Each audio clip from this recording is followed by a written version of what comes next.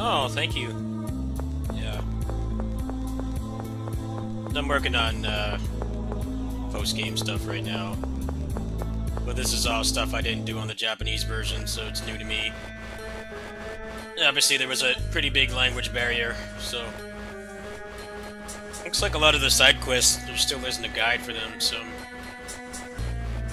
I try to get a couple of them right now.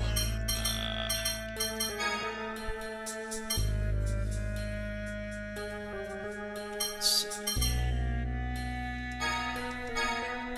I got most of the weapons.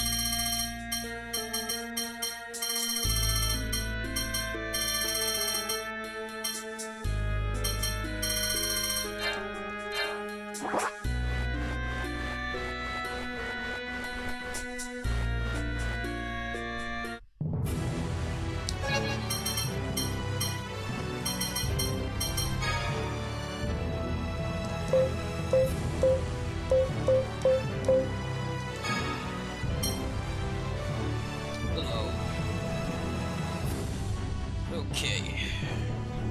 I think I gotta fight the gentleman.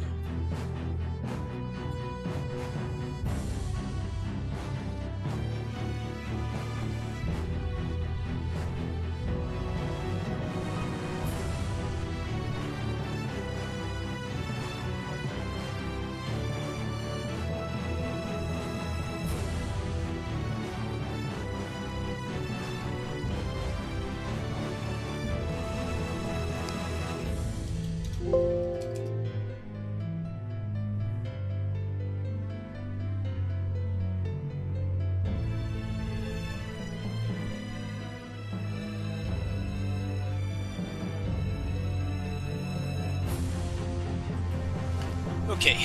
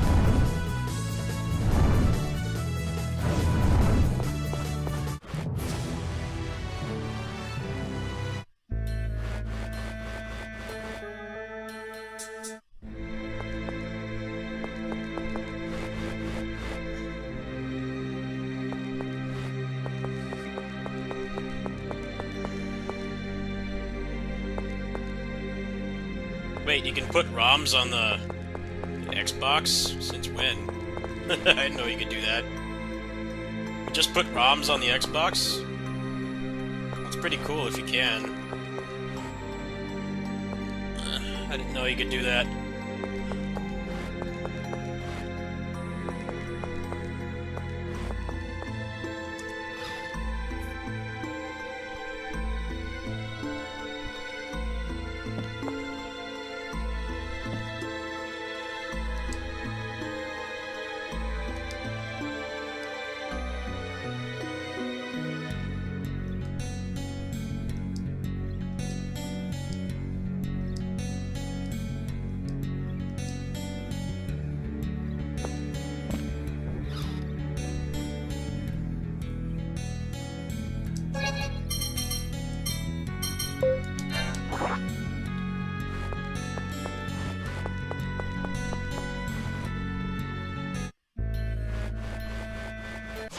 Well, if I didn't already have a good computer, I would be excited for that. I'm not the market for it. I need to put like another $600 in this computer, and I'll be future-proof for a good while. Just need a new processor, motherboard, and RAM. I don't know where I'm gonna get that kind of money though.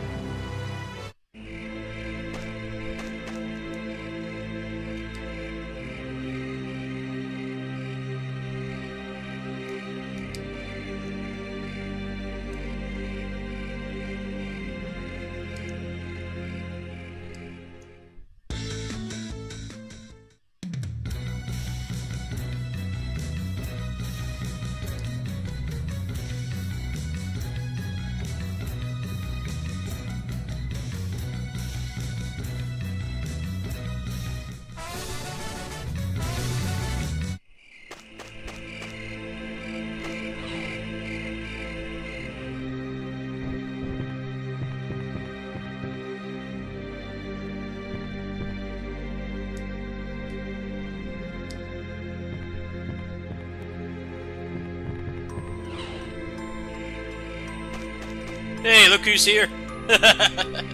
What's up, homie?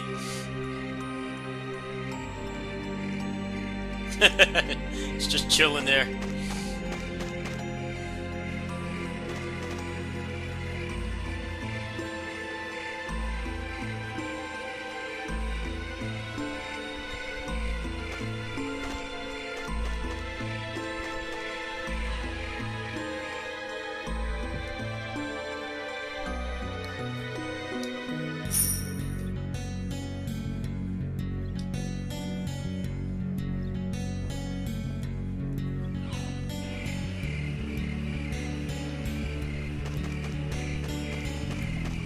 I definitely don't like this game's final dungeon creepypasta music. I think it's better when the game is unrealistic and you can still hear all the town music. But as soon as Dycroft appears, you just get the same depressing music everywhere.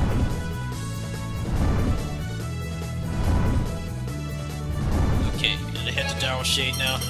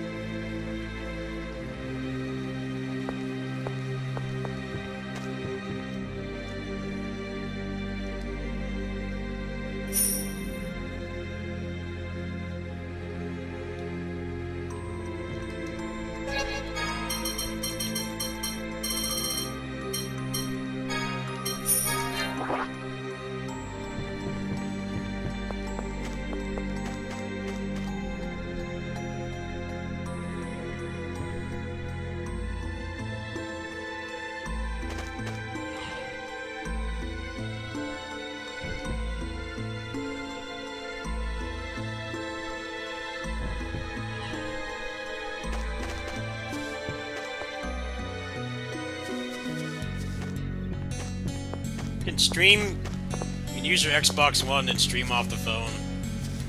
Oh. I have wanted to get an Xbox One S just for exclusives and stuff, but I feel like that thing is going to get irrelevant pretty soon. Plus, a lot of the stuff I like to play is mostly Japanese games, and try as they might, they can't get Japanese people to care about the Xbox. So maybe after I upgrade the computer, I'll do that.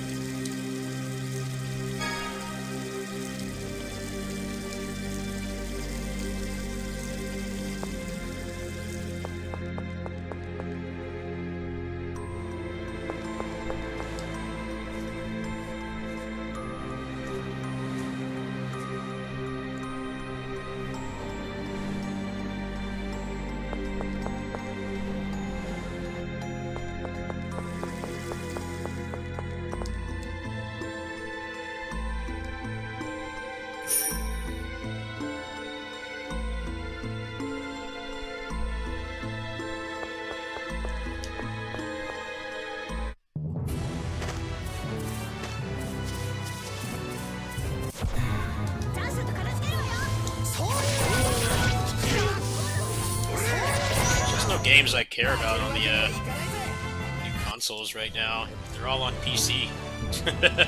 All of them.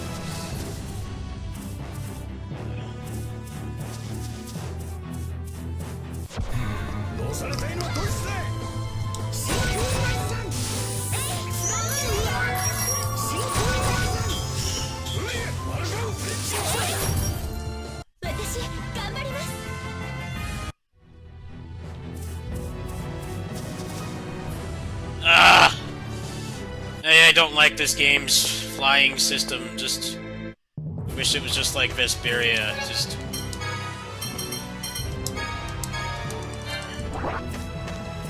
Just push a button and have it teleport to you. It's so hard to find.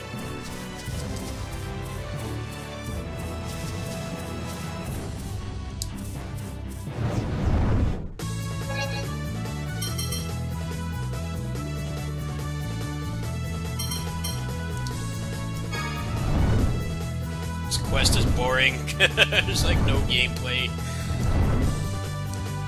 Just talking. Alright, we're doing this to get to the gameplay.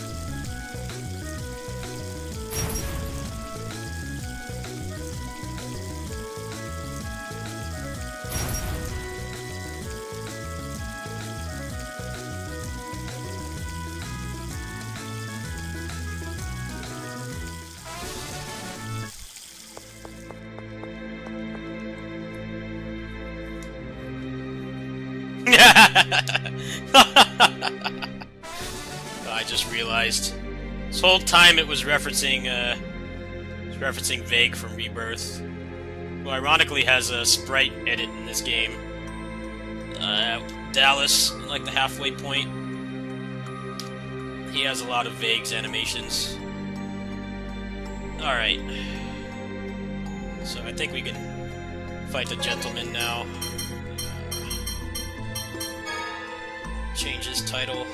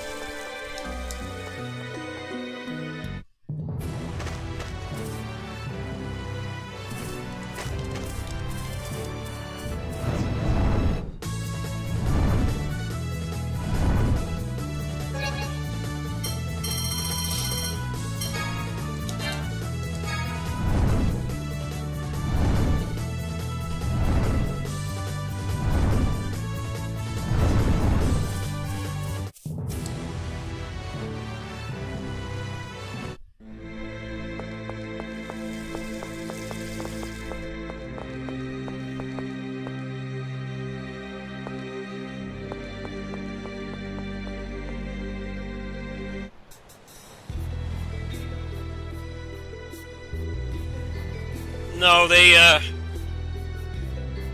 kind of retconned asshole Leon. They made him more sympathetic. I actually didn't play the original. I didn't have any PlayStation consoles until the PS2. I never played it. But I watched a lot of footage on it. But this game is so much better, there's like no reason to really play it anymore. The remake kind of replaces it. In my opinion.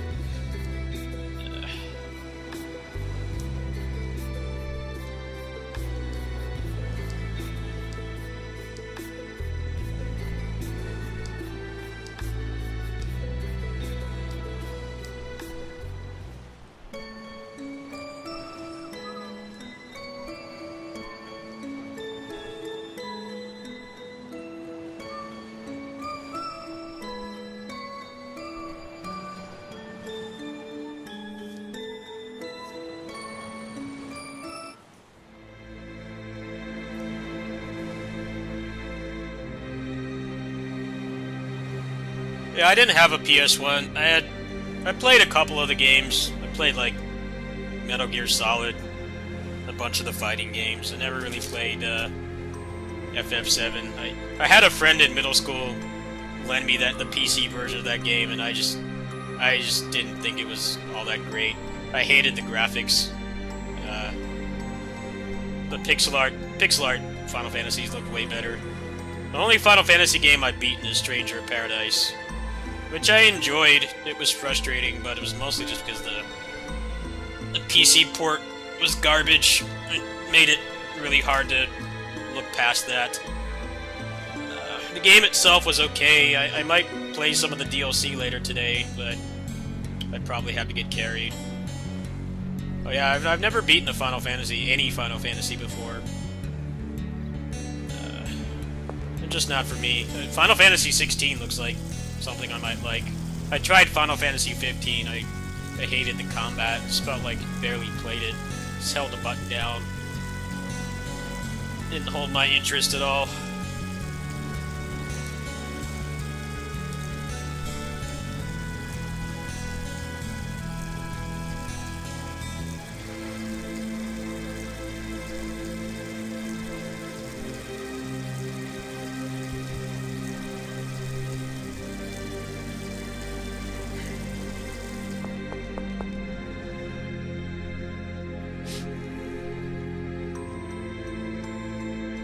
I know that's an unpopular opinion for people my age, but I hated the 3D graphics. I thought that they looked really bad. Like, the sprites look better. The sprites looked way better.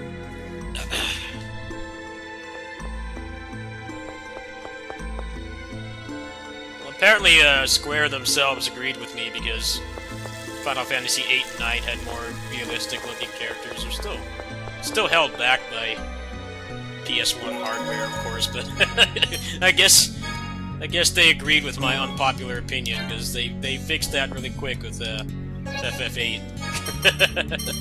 FF8's like, yeah, the whole melted Lego look on the characters doesn't work. Yeah, I know. Probably get canceled on Twitter for saying that, but yeah. Even back then, I preferred pixel art to 3D graphics. Now it's a lot better, I think.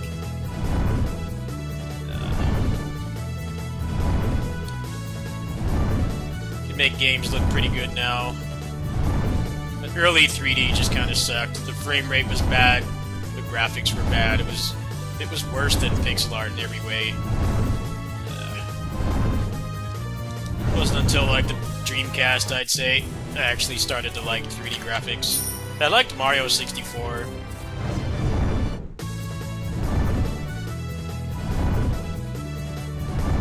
And I think everybody was wowed by that game. That game didn't feel like it compromised gameplay for graphics. A lot of that generation did.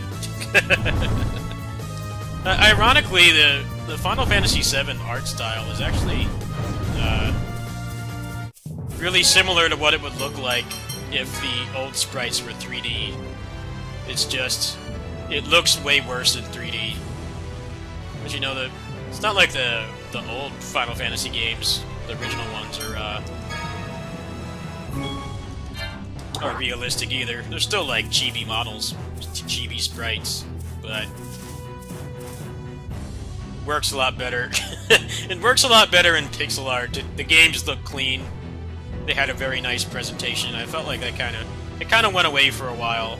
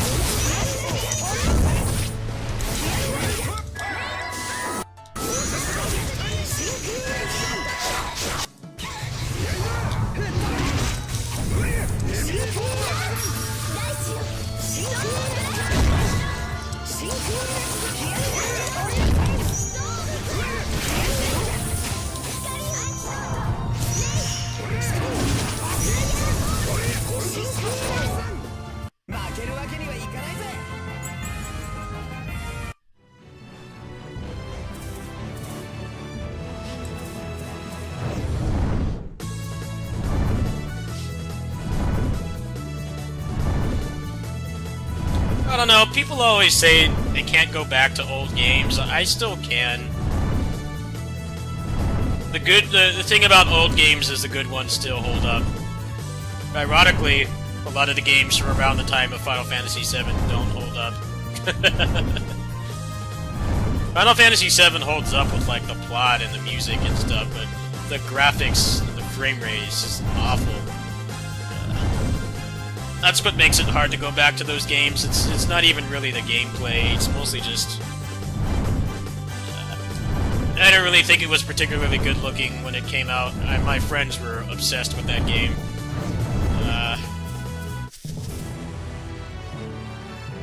My friends were obsessed with that game, and I'm like, it looks good, but the graphics suck. They didn't understand it. I'm like, yeah, I still playing. I was playing stuff like Mega Man X4 back then. I'm like, yeah, that game was beautiful. It still is. Final Fantasy VII just aged like milk, which is why they're remaking it.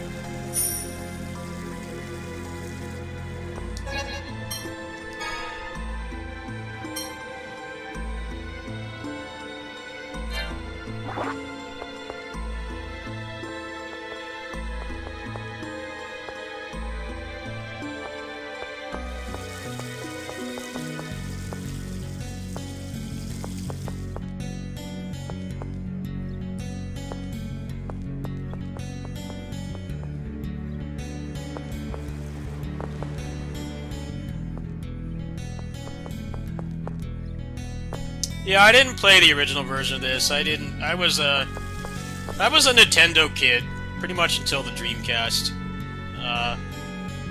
My aunt had a Game Gear. I don't remember what happened to the Game Gear, but I did have that. But I was strictly a Nintendo kid until the Dreamcast. I begged my mom for the Dreamcast, which a lot of people would have regretted that decision, but I grew up in the arcades and stuff, so I didn't mind. My mind was blown having that thing. It wasn't even really Sonic Adventure. I had both of those games in middle school, but it was having arcade perfect ports. That was fucking mind blowing to me. I couldn't get over that. But definitely had to have a very specific childhood. Really appreciate the Dreamcast.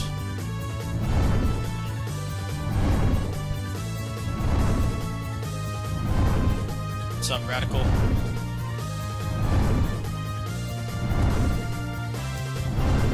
The Dreamcast had nothing else but that, though. It was too front-loaded. It had, like, no variety. If you didn't like arcade games, you had, like, Sonic, and that was it. Like, Sonic and, like, literally nothing else, pretty much.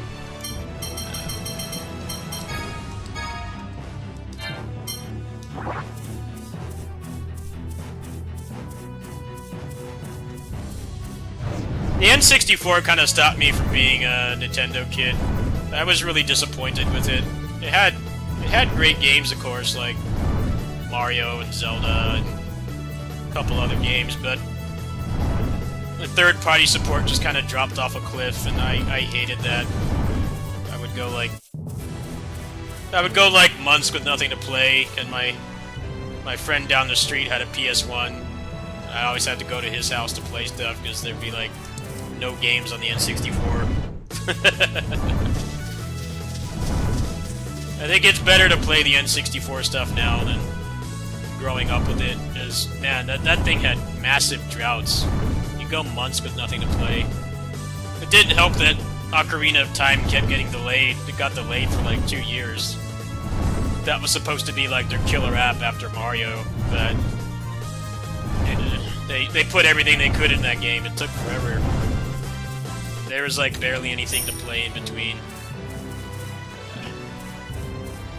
N64 only has like 360 games or something like that. And then when you subtract all the shitty sports games, there's like probably less than 300. So PS1 has way more good games. So just by just by probability, there's like so many more games on PS1. So plenty of garbage on PS1 too, but just because there's more games, there's more good games. And PS1 had better genre variety as well. Oh, okay, I need to speak to somebody in town. No wonder I couldn't find it.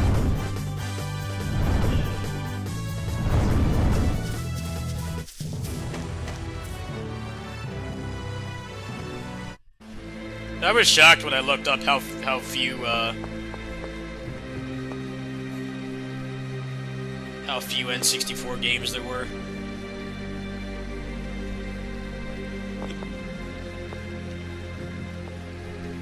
Yeah, so that's just barely on over 300 games.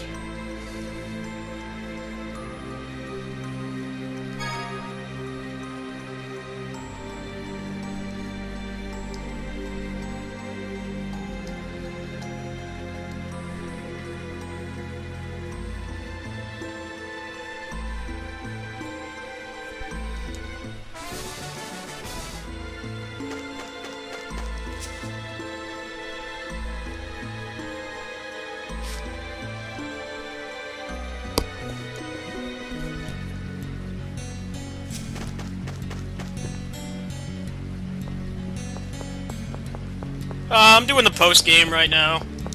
As much as I can before the games drop. As much as I possibly can. I'm trying to finish the post-game dungeon, but I'm doing some side quests. Things I did not do the first time playing this like 15 years ago, because Japanese is not good enough. I did beat this game in full Japanese, though. I did do that. But I did, like, none of the side stuff, so... Get to experience something new. Let's see, where's the gentleman?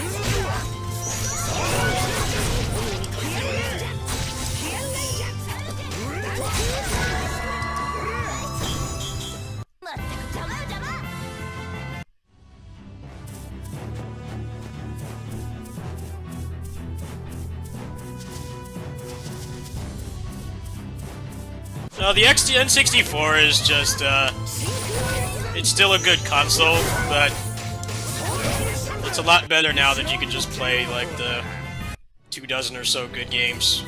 You're not actually living with that thing as a kid. It was dreadful.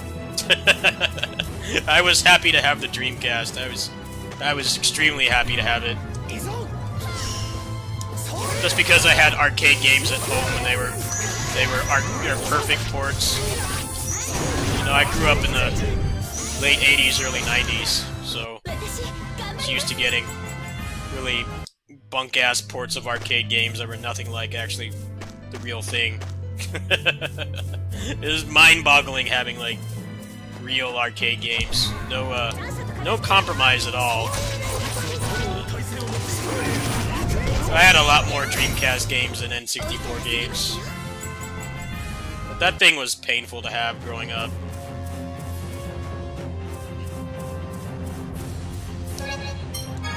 It's also, like, completely carried by first-party stuff. The first-party stuff is, like, revolutionary, of course, but there was very little to play besides that. You'd go months with nothing. It sucked to live through it. Now I'd argue it's a lot better.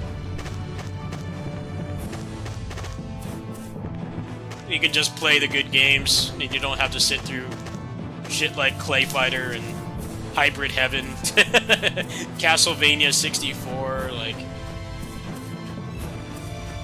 Those aren't games you should ever go out of your way to play, that's for sure.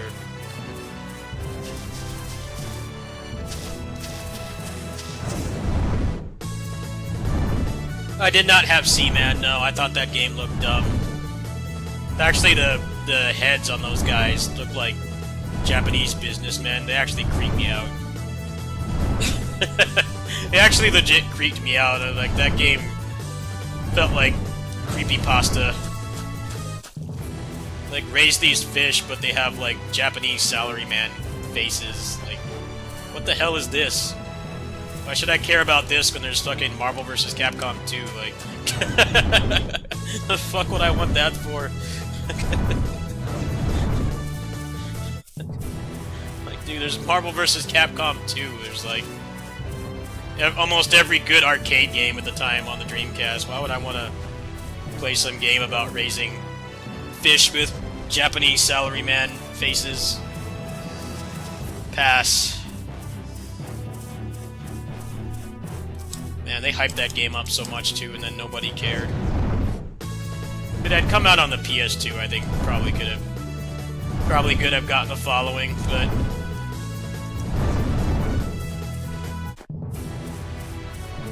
Dreamcast just got destroyed by PS2.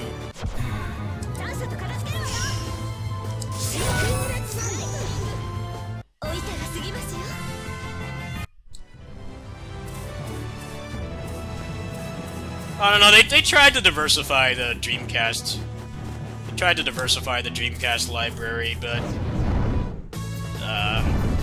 even when the PS2 did come out, there was still, like, more stuff to play. Like arcade games and stuff.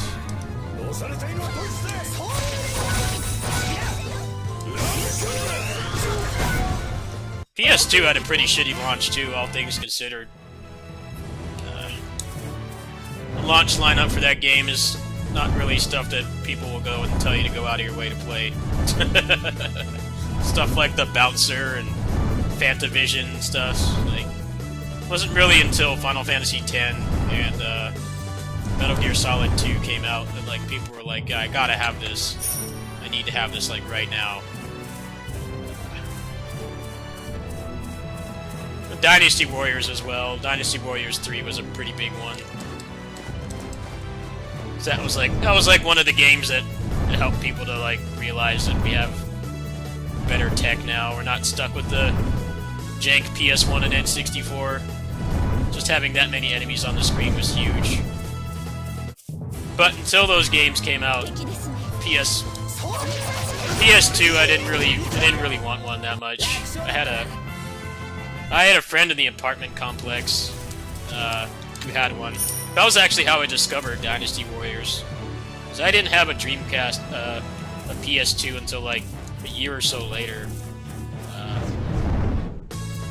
But he lived in the same apartment complex. He was like just a couple steps away, so I would go over there and play it. That was like the one thing that really made me want one, but there weren't really any other games. PS2 had a very weak launch.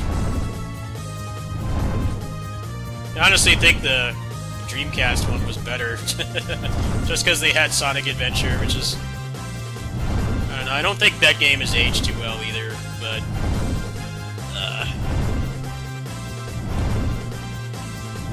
at least it was like an exclusive game that they had out on day one, and it was like AAA quality.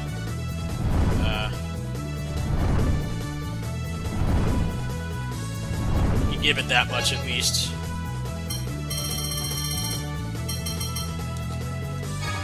They probably barely gave the devs any time to make PS2 games. Probably like sprugging on them like, yeah, you need this game done in 9 months. Like, alright, here's the Bouncer and Fantavision. like nobody fondly remembers Fantavision, but that was like That was like one of the only launch titles. There was barely anything. So I didn't regret asking for a Dreamcast.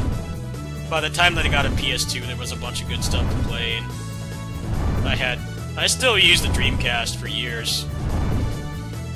I got a GameCube as well, but the GameCube kind of got used less than the PS2 over time. I hated the controller on the GameCube. That thing sucks for anything that's not specifically designed for it, like Smash Brothers or Mario. It's garbage. And what made that really suck is GameCube actually had a lot of the best versions of multi-plat games, but you had to deal with that weird-ass controller. That's what I didn't like about the GameCube, and I'm not talking about my modern adult opinion, I'm talking about when I was a teenager. I hated that about it. I would still get games on PS2, just because the controller was normal.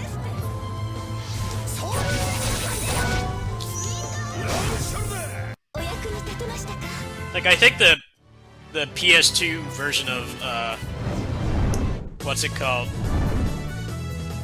Mega Man X Command Mission? I think it's like 60 FPS on GameCube, but it's only 30 on PS2. Now, luckily, that's a turn-based RPG, so, the weird-ass controller didn't really affect it that much, but I definitely felt that a lot. I hated it. I hated that controller.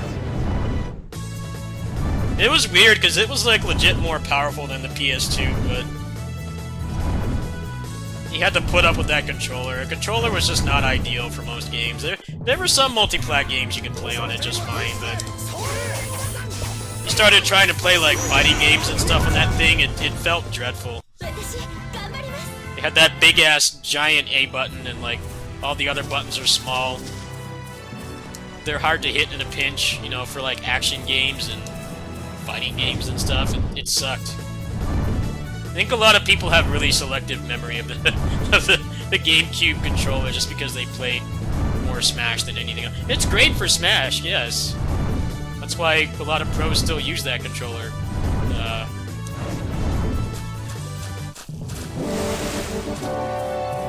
A lot of pros still use that controller for, like, the new versions of Smash, but for anything else, it was trash.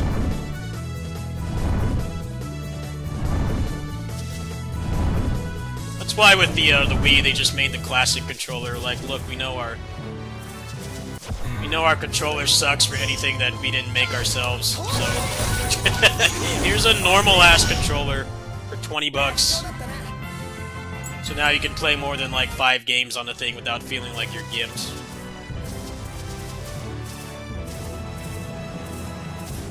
GameCube was definitely better than the N64, for sure. It had more good games. And they were actually relatively on par with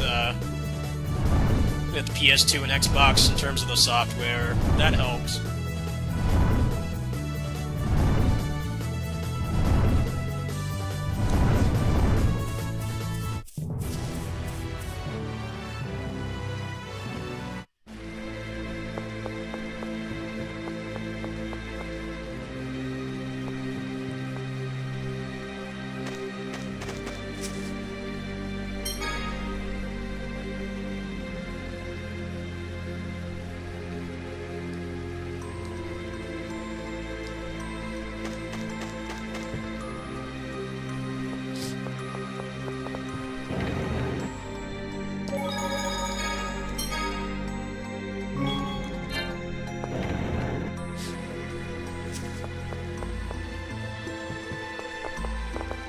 The hardware itself was fine, it's just it had no game.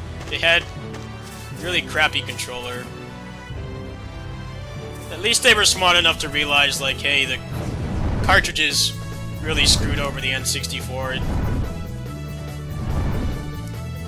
Final Fantasy VII was actually supposed to come to N64. It's well documented that that was supposed to happen, but they didn't want to fit a 3-disc game on a cartridge, because it's not really feasible to do that. That would have changed things a lot, for sure. a little bit. I don't think it would have changed it as much as people think, but it definitely would have made a difference. The problem with that would have still been the cartridges were way more expensive to make than CDs. You could make cartridges that could hold the entirety of FF7, but it would cost so much, the profit margin would have been really bad. The GameCube still had, like, didn't have as much storage on the discs as PS2, but they were able to get around it. Most of the games are actually better on GameCube, barring the shitty controller.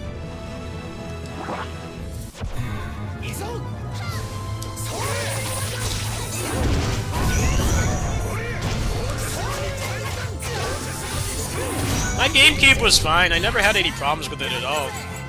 Zero problems. But I also didn't play a ton of Smash Brothers either. So I played some Smash.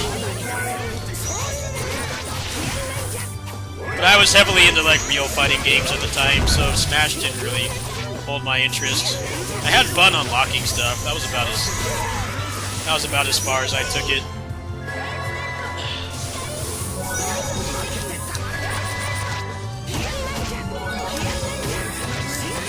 That's probably why I only had like one GameCube controller. I think the sole reason.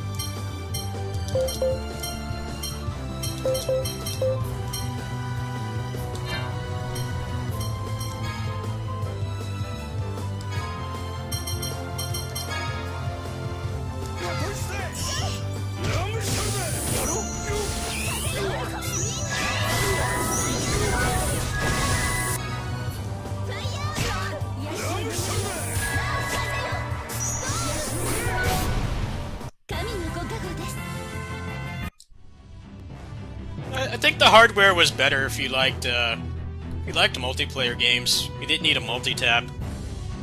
It just had 4 controllers. That was what was nice about the Dreamcast as well. I don't think the Dreamcast had too many games you actually could 4-player with, but it was nice to have. You had friends or family that came over and were gamers. You could at least do that. You still needed a multi-tap on the PS2, and that thing had way more 4-player capable games. It's just the controller was awful. It's a really shitty situation for Nintendo.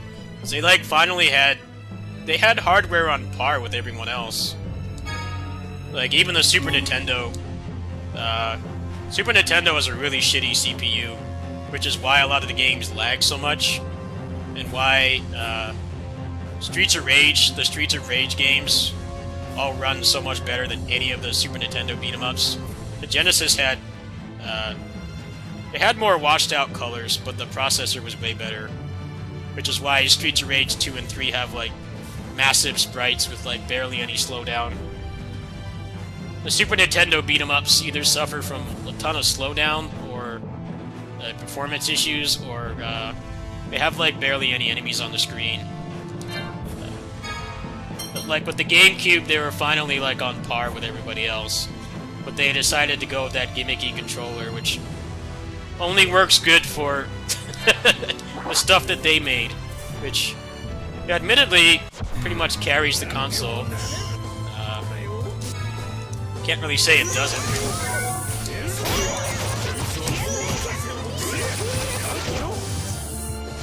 You You know, Nintendo games didn't come out that often, so...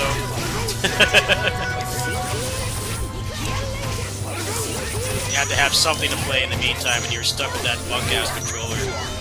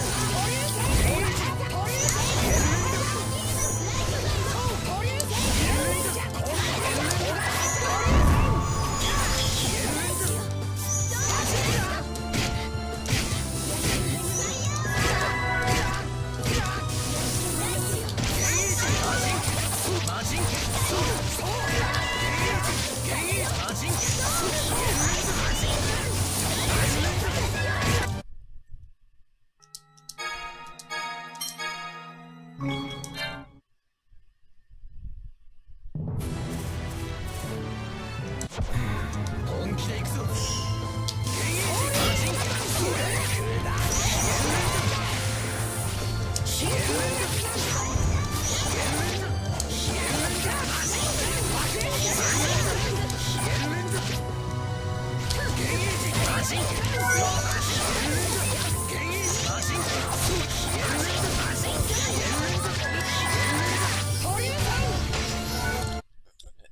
not cooperating. I'm trying to land the secret blast calibers on these guys because I need the experience. I'm very close to being able to probably get through the post-game dungeon, but damn it, he died. That screws everything up. Gotta stay alive, brother. Maybe I should just put like 2 Leons on. 2 Leons and 1 Stan.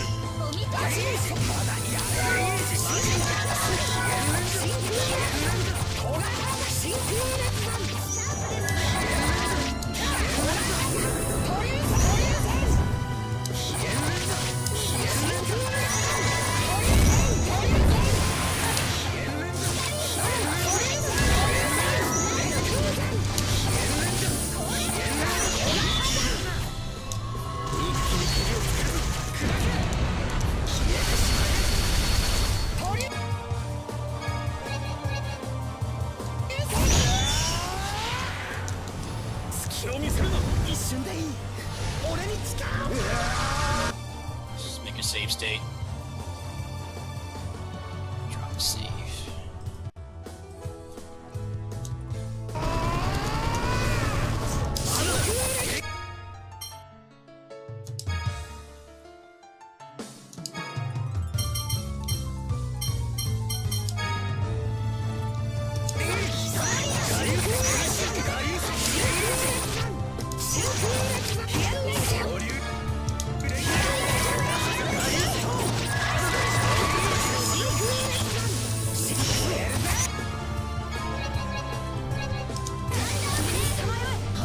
Damn. Messed it up. Damn. That sucks. That was close.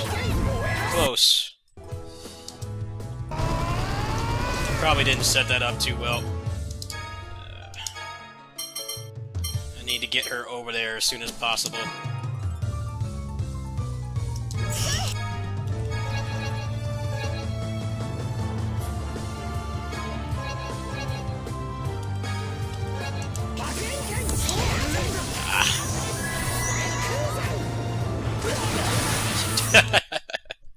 Damn it. I just need to do it one more time and then I actually need to kill it. Alright, so quickly. Dragon Gel on her.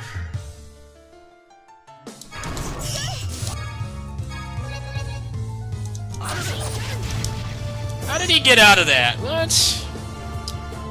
AI.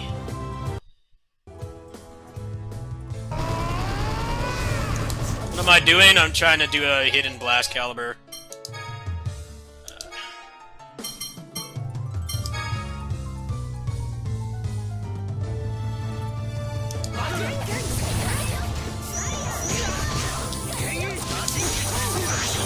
How you doing?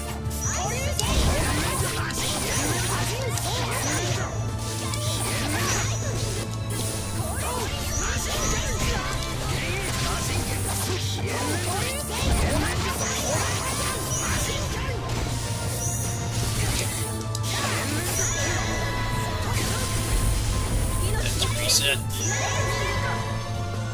It's gonna take a long time to kill him like this, but it'll be worth it. Kind of have this set up in a not ideal way, though.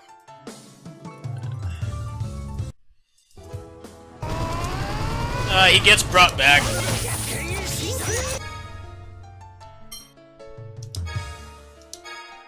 Short answer is he gets brought back.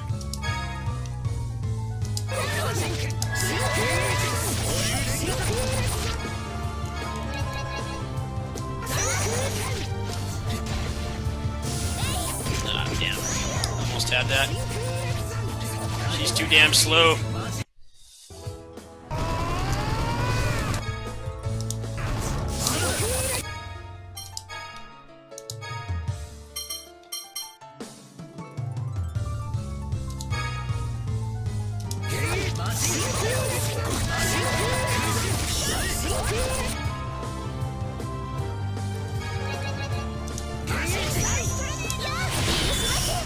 There we go.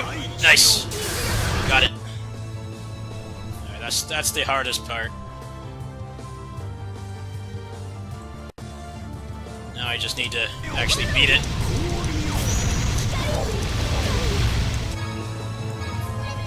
Some serious gaming here.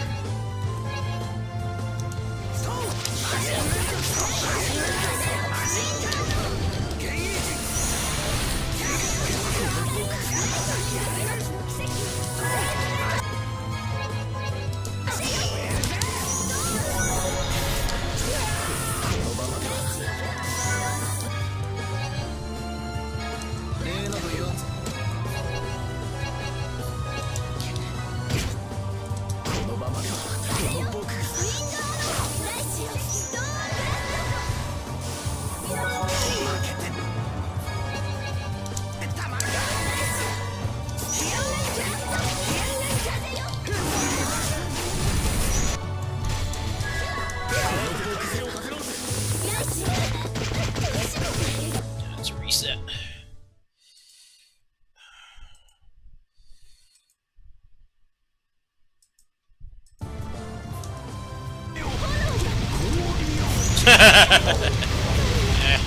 I got my own, so yeah, I would like it to be playable on emulator.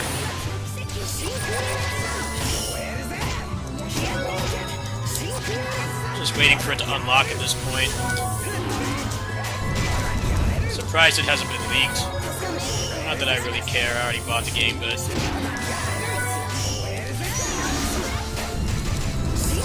usually big games like that get leaked really fast.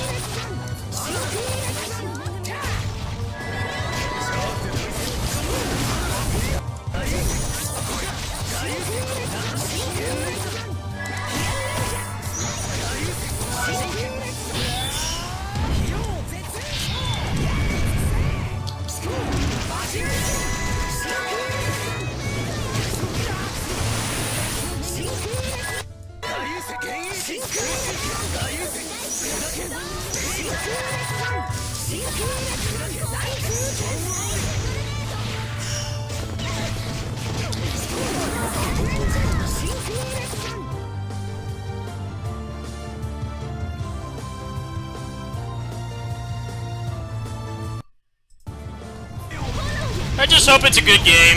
I hope it's a good game. I hope it's nothing like the second one. Second one was immensely disappointing.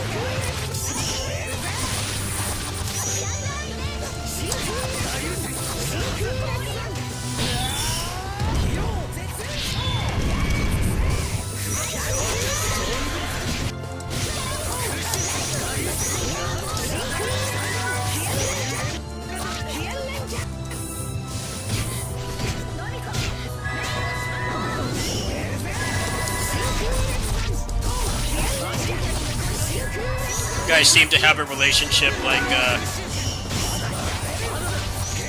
my grandma and grandpa. My grandpa was a troll. he just liked to troll people he really loved. He would kind of where I got my sense of humor from him. He was a great guy. Sad you guys could never meet him, but he passed a while back. A couple years ago he passed away.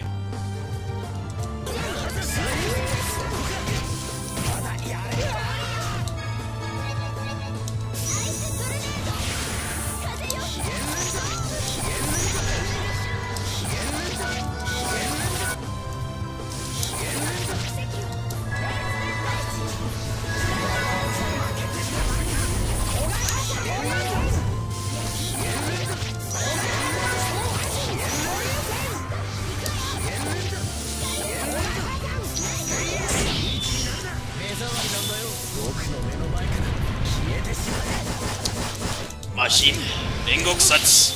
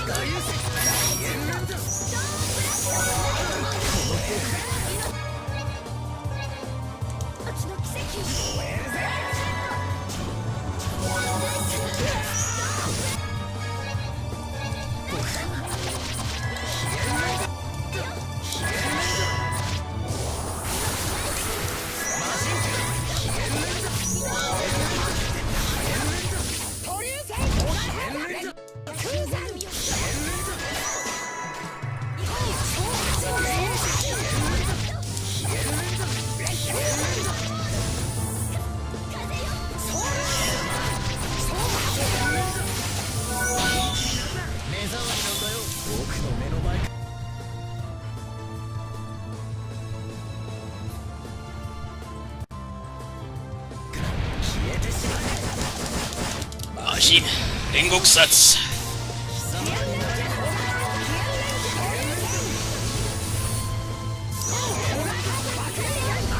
Bacon.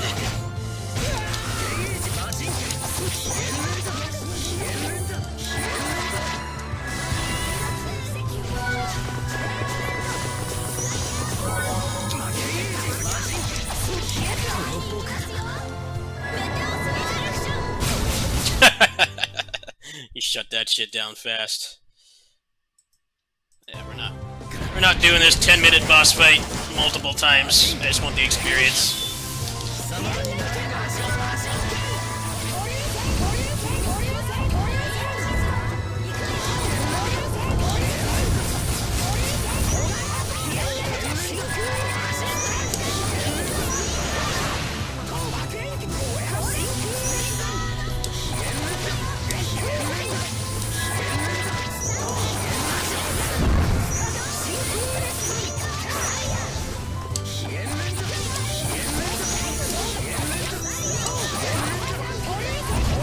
Is it really Tonfa's? I didn't see him.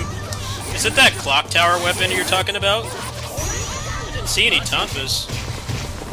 Maybe I didn't watch the whole video. Oh man, almost had it.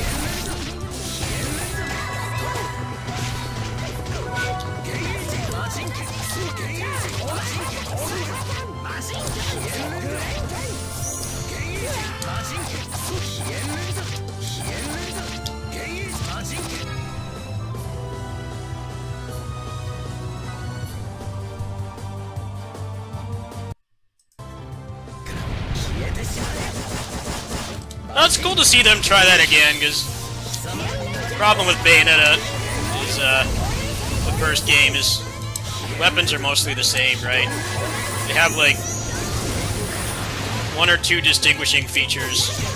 Like, the base moveset for most of them is exactly the same. That was something they fixed in the second game, but the problem with Bayonetta 2 is that combat design and the way the enemies work kind of doesn't really let you have fun with any of that cool stuff they give you. So I'm hoping this one will be better, because a lot of people just like to say the second game sucks. It doesn't suck. There's aspects of it that suck. There's things about it that are way better than the original. They just need to find a good medium.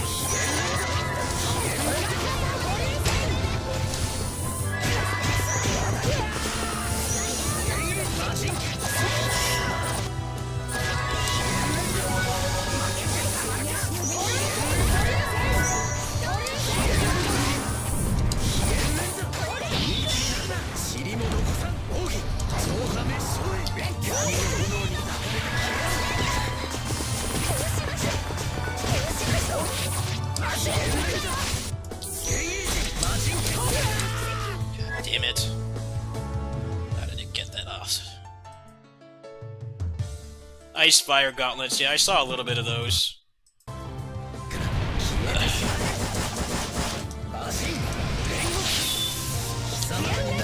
Yeah, but Mawagre, it's more like you actually be able to do that stuff on enemies. Or is it going to be like the first game where they prevent you from having fun? The second game, I mean.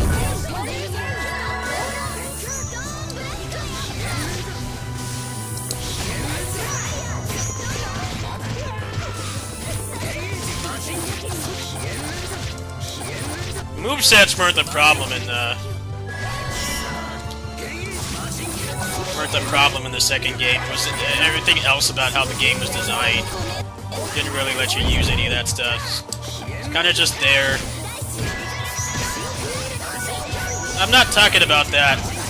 In the second game, they would tech out constantly. The humanoid bosses couldn't be hit outside of witch time. It just felt weird. Can't even really call it jank. It's still a well-made game. Calling it jank would be a disservice, I think. It's just a really weirdly designed game. Like, they went out of their way to, like, make it so you couldn't have fun sometimes.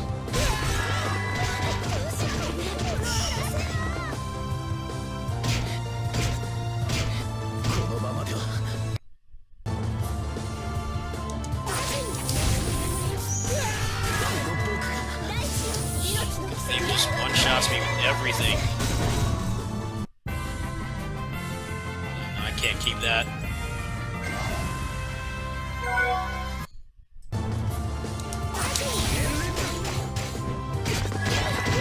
Come on, stagger! Thing will not stagger. No!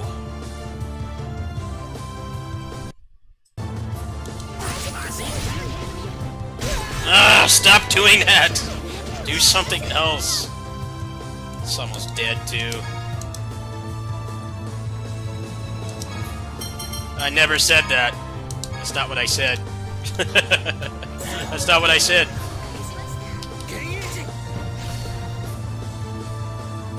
It's almost dead, too.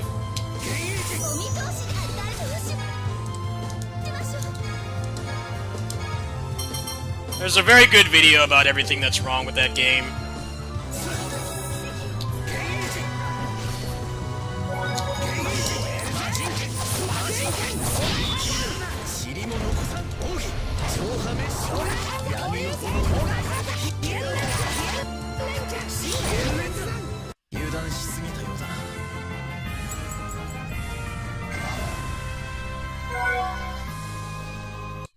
Alright, good. Alright, that took a long time. Let's go to the next one.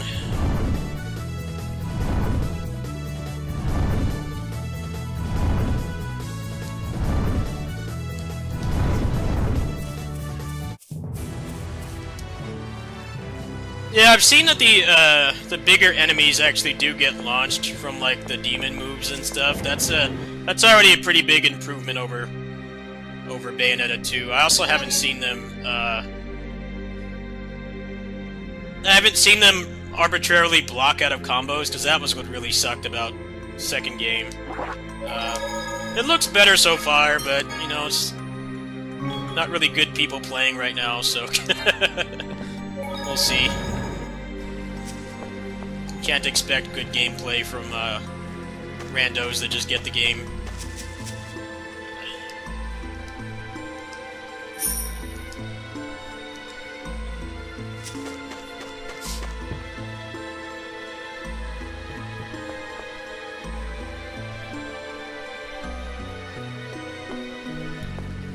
I like the second game too. It's just that a game just doesn't. You hit the skill ceiling really fast.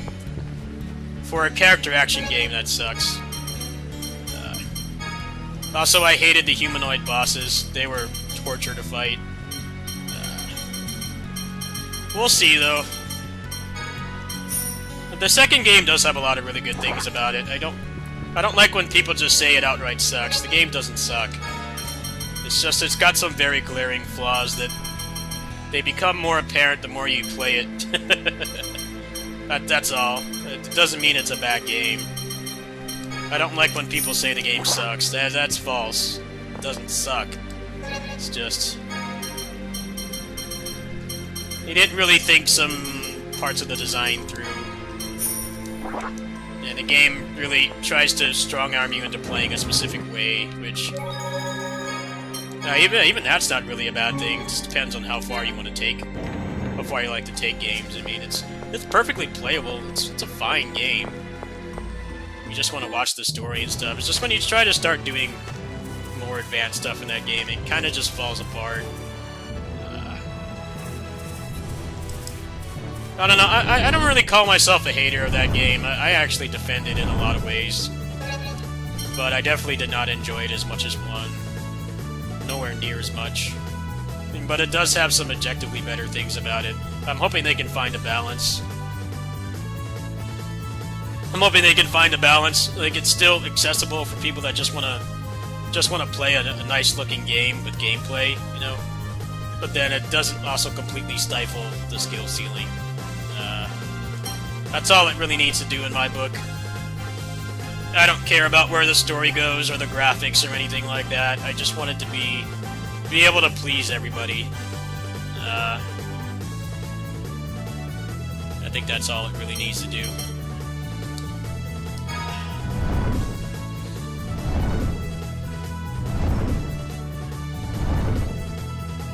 But yeah, it's definitely not a bad game. It isn't. There's way worse character action games than Bayonetta 2. It's just... it's a frustrating game because it's so close to being like one of the greats, but they changed some stuff around that made it a lot less fun.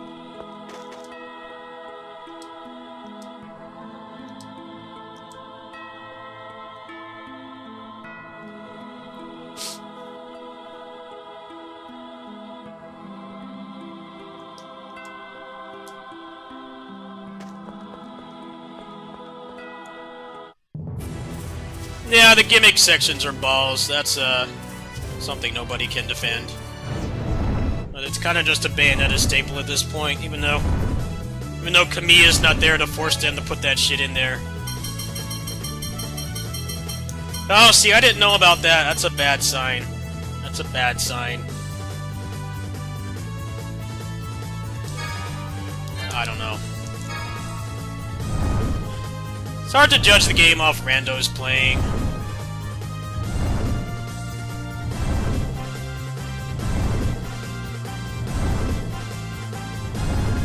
That's kind of what we have to do right now, but we are judging it off like literal randos playing the game. best to withhold judgment.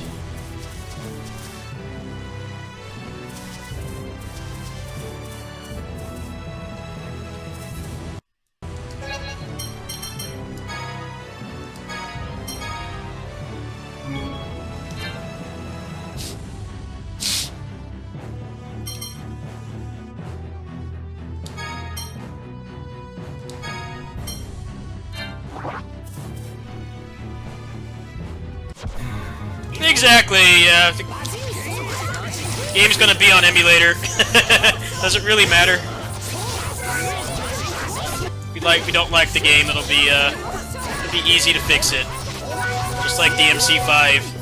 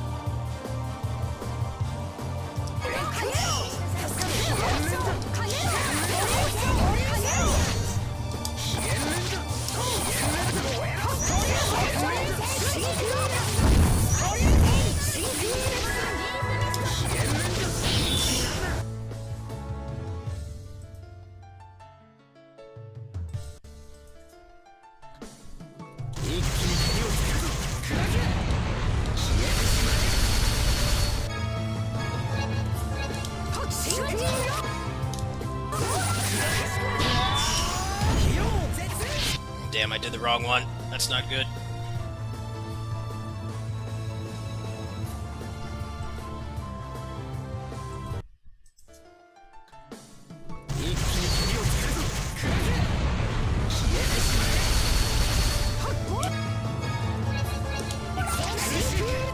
Fucked it up.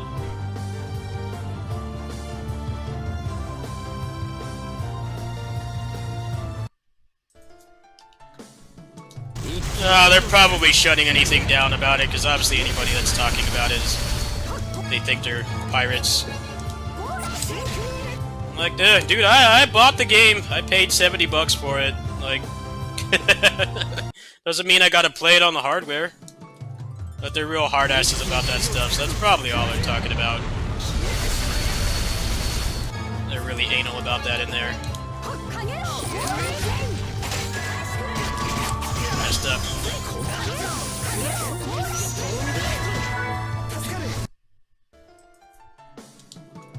It's probably because they assume it will work, which setting themselves up for disappointment. I would like it if it works, but kinda don't expect it to.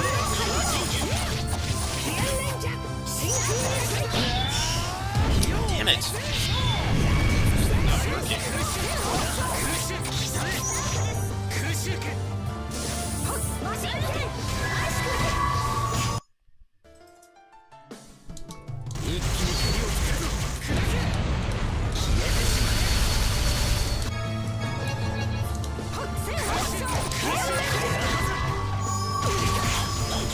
Why is it not working? Fuck.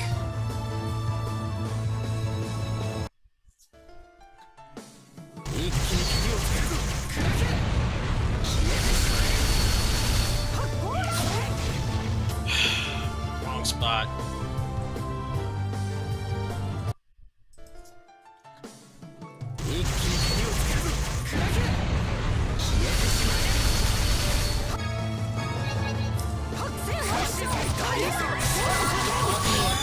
There we go. Alright, second one down. Just gotta do one more.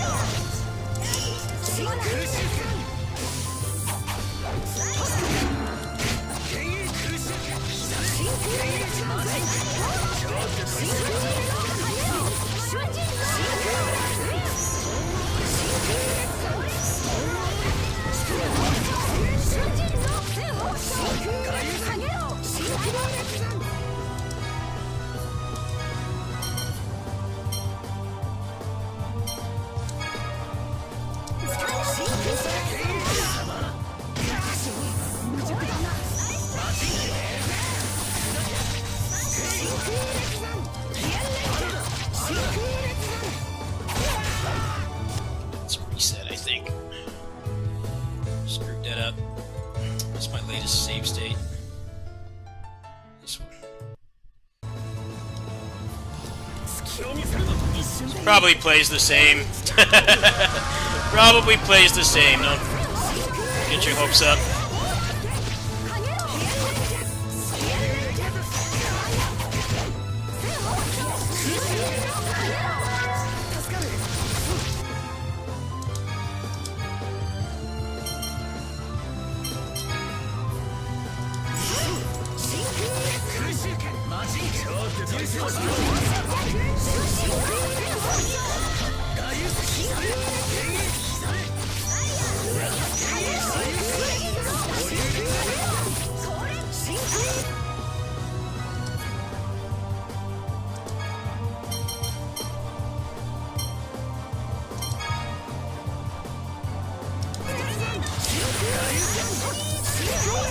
God damn it, how did he get out?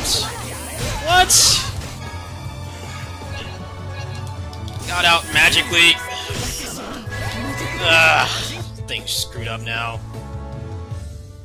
Magically got out of the combo. Clearly in hit stun. Nope.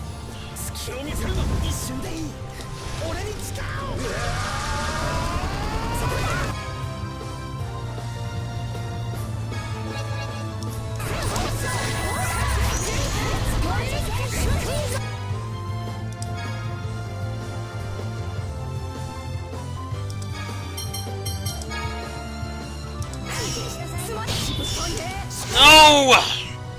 God damn it. The fuck does she have that on? Screwed everything up. Fucking AI. She's trolling me at this point. I gotta turn that off. As soon as I can get into the menu. Those have to be off.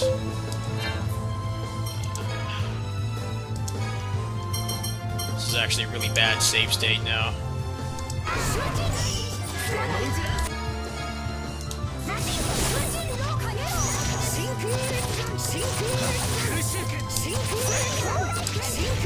How do you let him get out like that? AI.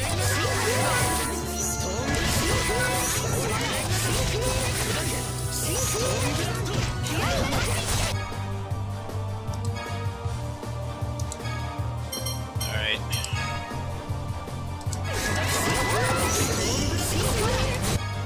Let's go ahead and drop a save here. Drop it on slot 4.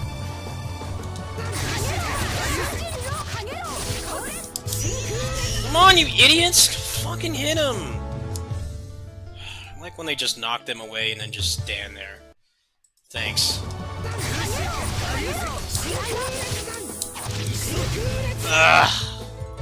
Get back up there. It's almost dead too, which is nice to a degree.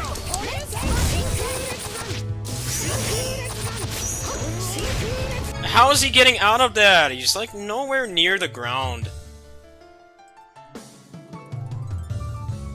It's obnoxious when that happens in this game. Sometimes they just want to stay in the combo.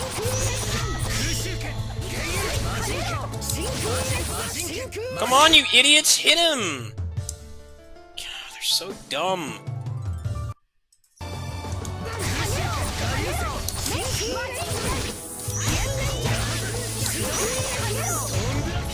How did he get out of that? Explain that to me. It's like 30 hitboxes right by his sprite. Somehow. Somehow. Not hit by any of that. Hits the ground. Bullshit. So obnoxious. Stay in the combo.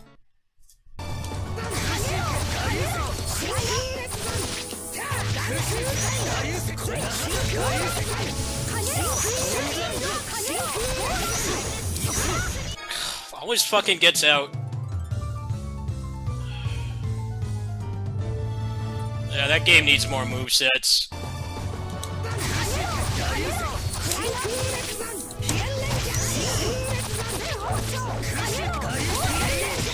Got old really fast.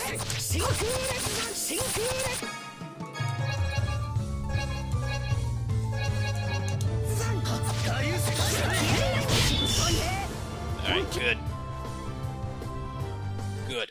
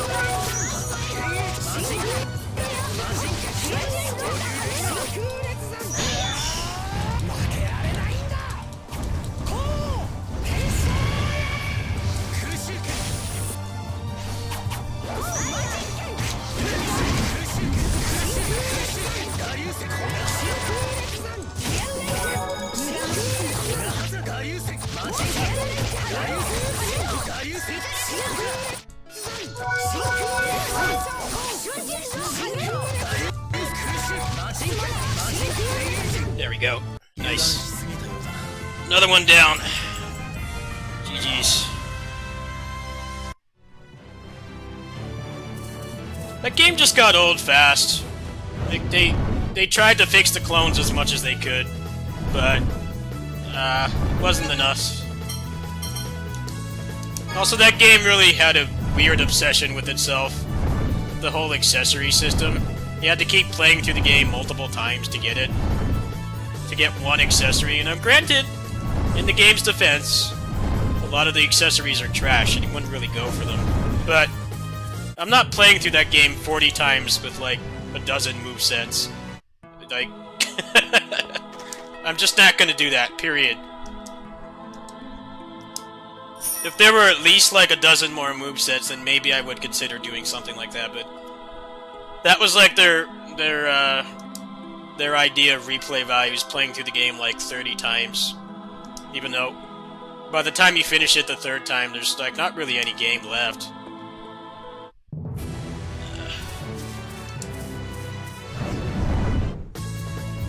Not like they had an unrealistic expectation of how replayable their game was. By the end of the third playthrough, I was already like really burnt out on the game. There's just like barely any movesets. Some of them really suck. And you kind of run out of things to unlock as well. You could have added more stuff to unlock. I think that would have helped for sure.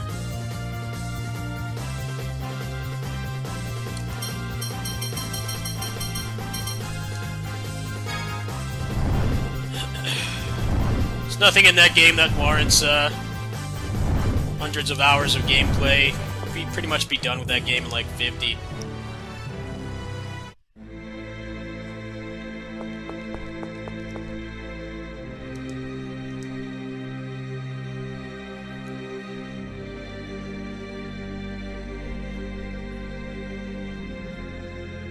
No, Dreamlog at least had stuff to unlock. The problem with Dreamlog was that they had like mobile game MMO RNG in it, which didn't fit at all.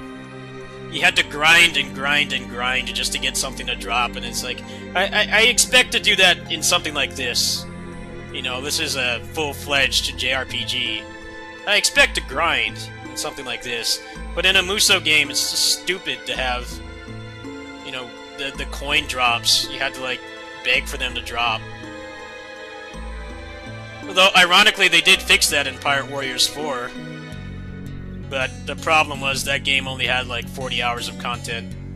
So that game didn't have clones. That wasn't the problem with that game. The problem with that game was they tried to change too much stuff, and a lot of it didn't work out well. And a lot of the characters from the old games suck to play, so they might as well not be playable. Some of them feel completely gutted. They got rid of all the RNG in the Dreamlog, but they didn't really have anything to replace it, so I got the Platinum in that game in like 40 hours. There just wasn't anything to do after that. And what made it worse was they kept They kept adding characters, but then there was nothing to use them on. That game really could have used an actual endgame mode. It would have helped a lot. And no, you kind of just get the platinum trophy. There's just nothing left to do in the game at all. But then they decided to make like 9 new characters that are way better. They're way better designed than the ones that are in the base game. But if you bought the deluxe edition like I did, you beat the game. I 100% cleared that game in like a week. I did everything in that game. I got all the achievements. And it took them like almost a year to put out those characters. I'm like, why the hell don't you have a mode? I'm not even asking for like 30 more playable characters. Just give me a mode to do use all this stuff in. Give me some interesting gear and like build systems, new skills at least. The passives. At least give me that. But I feel ripped off. I feel gypped buying that DLC. It's just, there's nothing to use it on. It's like, you guys proved you can make good characters in this new combat system, but there's nothing to use it on, so I don't care. I kind of wish I could just put them in Orochi or something. That's not how it should be. What a waste of those good movesets. Just completely pointless.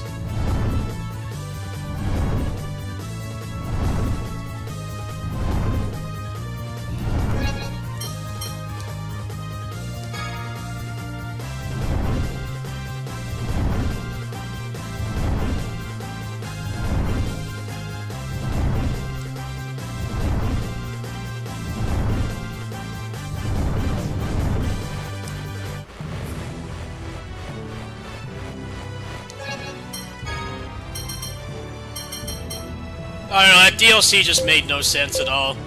Like, what the hell are you guys doing? Like, like,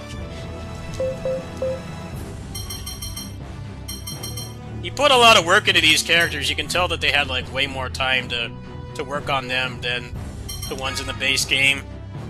Like, look, this is the combat system that we have. You know, we're gonna make good characters within these restraints, and they did do that, but it's too late. Like, I already did everything in the game. There's nothing left. I feel like that game is a lot better now that it's on sale. You know, they drop support for it. You can get the whole game for like $30. It's worth that much, especially because you get the characters and you can use them while you're playing through the game, instead of having them just kind of thrown into the game after you've done everything. That's actually a much better deal. I would recommend that game to people, so just buy the full edition or whatever they call it, deluxe. It's on sale right now, I think. It's worth it for that price.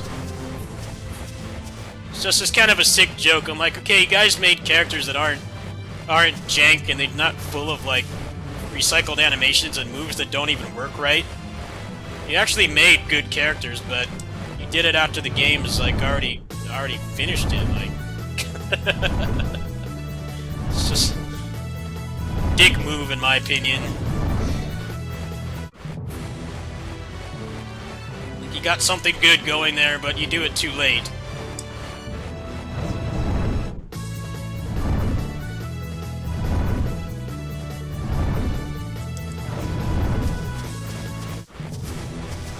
Famco's DLC for their anime games is really weird. It's like they want them... They don't want to just dump the games like they used to. They want them to be relevant for a while, like at least a year of full support, which is a good thing that they don't just crap out another one. Most of those anime games aren't great, but at least, you know, you get content coming to it for a while, even if it's something like One Piece. You know, they did support the game for almost a year. Like, that's not bad. It's not bad. It's just sometimes they give you the wrong stuff. I heard the Code Vein DLC was like embarrassingly bad, like barely added anything. What else? I heard the Dragon Ball Kakarot DLC is like barely anything either. Like, it's nice that it's there, but... It's nice that it's there, but it's like nothing that's really gonna make you go out of your way to, like, reinstall the game. No, they've been done with God Eater for a while. That game got a good couple months of support. The thing about that game, though, is that they didn't want to do, like, a Monster Hunter expansion. What they did with that game was they gave you less stuff. You didn't get as much stuff as, like, a Monster Hunter expansion. But they did add a lot of new weapons. They added variants.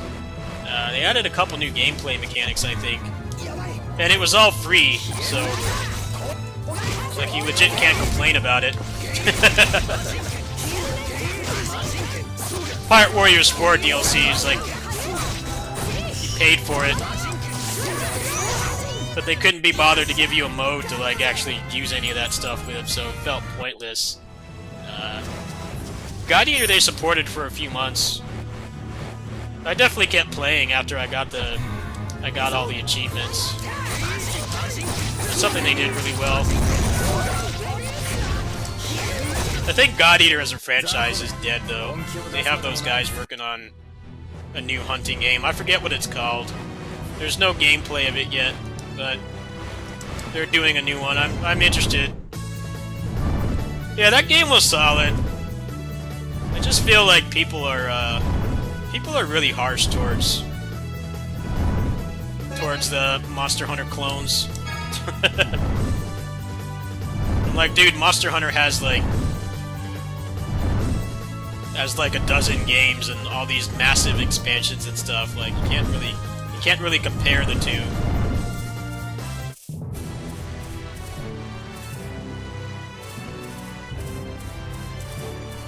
And people always say, oh, this game doesn't have as much as Monster Hunter. I'm like, well, no shit, Sherlock.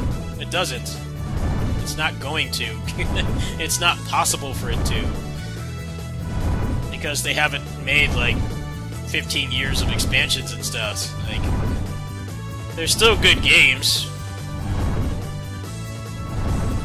They're good games for people who don't like Monster Hunter, which is pretty much what I am. I don't like Monster Hunter.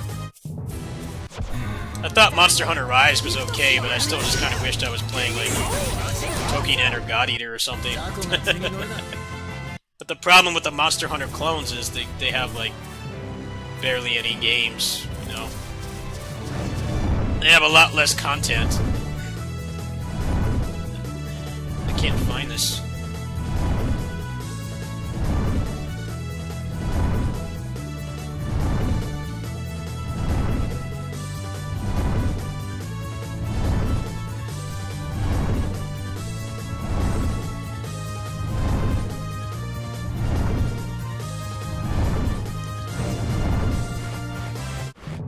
People have this weird narrative with Monster Hunter. It's like, yes, they're great games, they are. I might not like them, but I can't say they're bad games. They're not bad games. They're great games.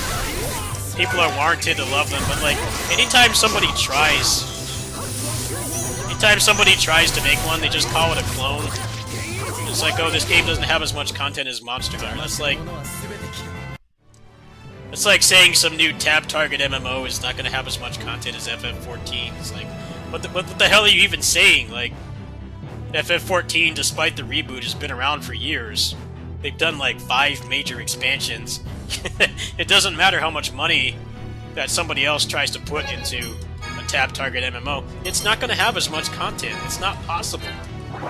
You know, the game has to be good and do well and have the chance to expand and get better, but you can't just expect, like, anything that's similar to a big franchise to, like, have all that shit right away. That's not how things work, like... It's weird. Monster Hunter and Souls communities do that, both of them do that a lot.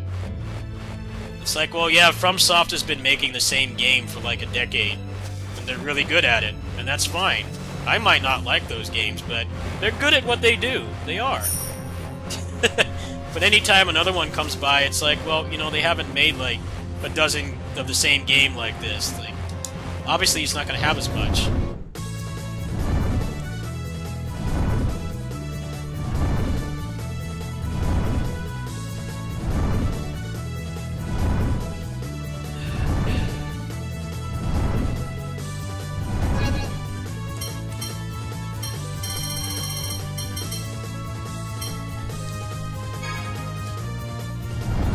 Yeah, I'm getting tired of hearing that term. I'm getting sick of it. I'm getting really tired of that. It doesn't even mean anything anymore. Like, it's just a game where you're some fat, slow knight that rolls around on the ground and has like 2 moves and sucks to control. Like,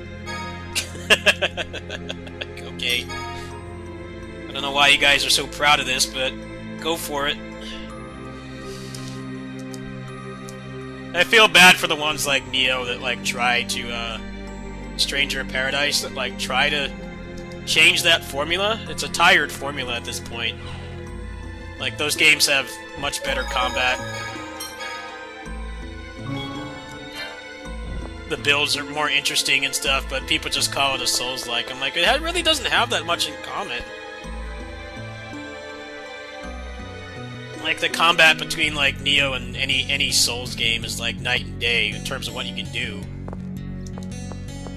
It's just the main difference, main similarity is just basic stuff, like, your character has stamina, and there's permadeath.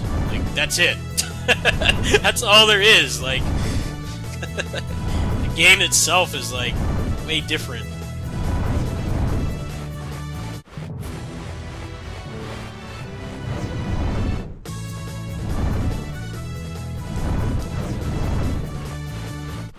I tried Wo Long. I didn't like it.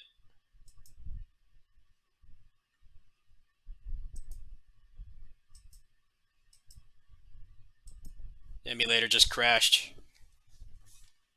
I tried Wo Long, it felt like worse Neo.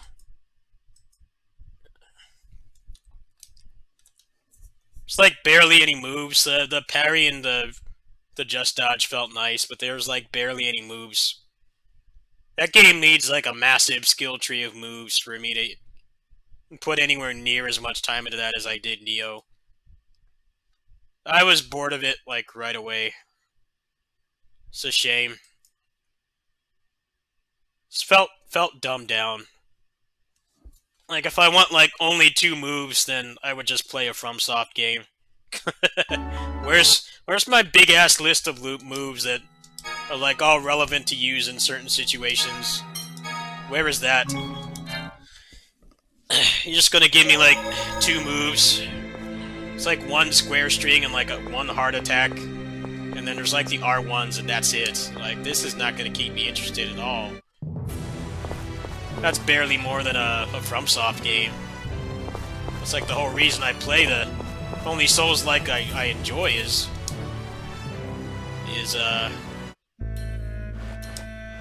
Team Ninja ones, because they're not just playing some fat, slow knight.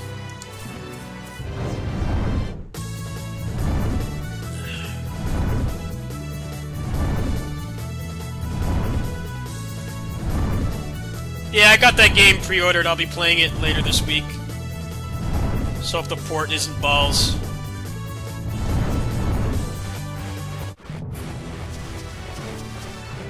I'm just gonna look this up. Hold on.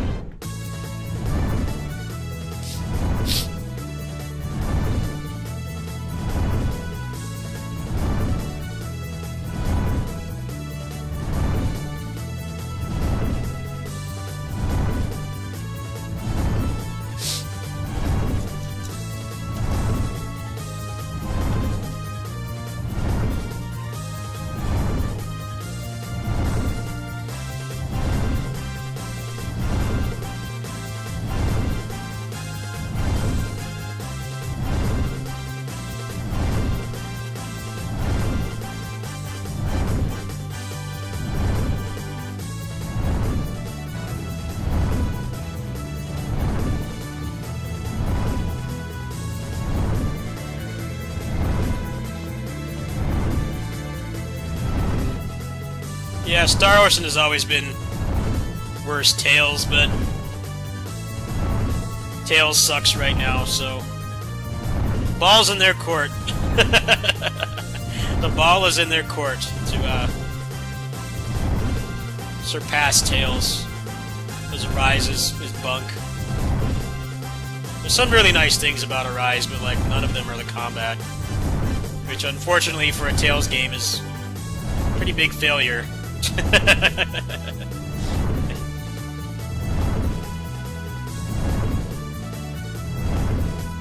For anything else, that like wouldn't be that big of a deal, but pretty much everything good that Arise does has nothing to do with the combat. It's the non-combat stuff. The polish of the game is really good. The graphics look nice. A lot of stupid things that have always been in Tales games are like gone. Those things are really great, but the gameplay is just jank. Not really satisfying. Barely any depth.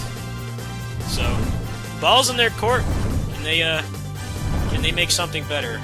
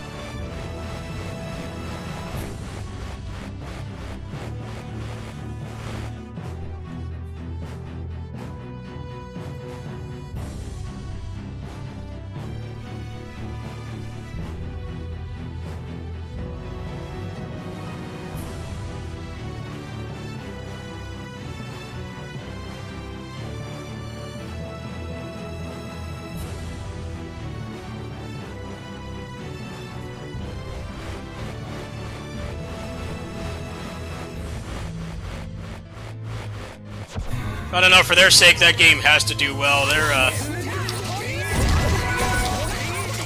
They're in major trouble. Apparently they've had, like, barely any work coming in, not even, like, not even as, like, an assistant studio, like, making assets and stuff. They've had, like, nothing going on.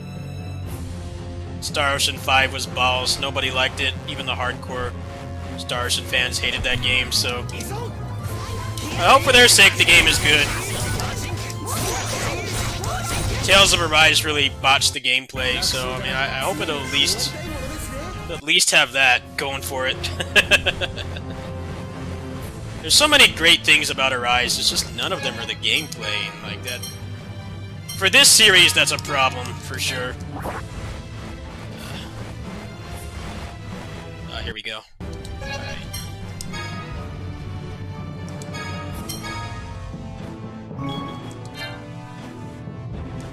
Should probably get some battles, huh? We'll try this once.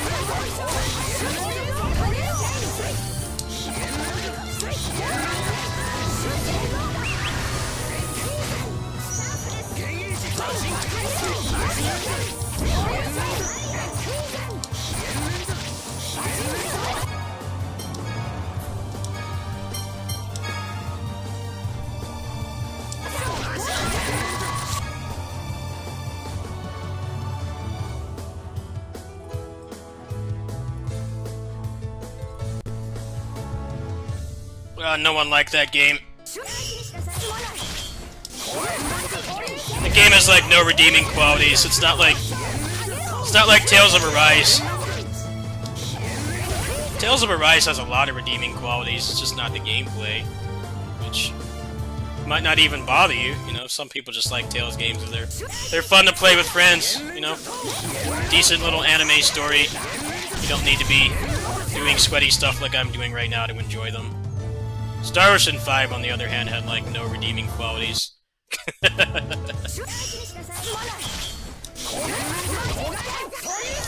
That's the main difference between those games. They're both disappointing to a degree, but Star Ocean 5 is just a nothing game. I don't really see why anybody would need to go out of their way to play it.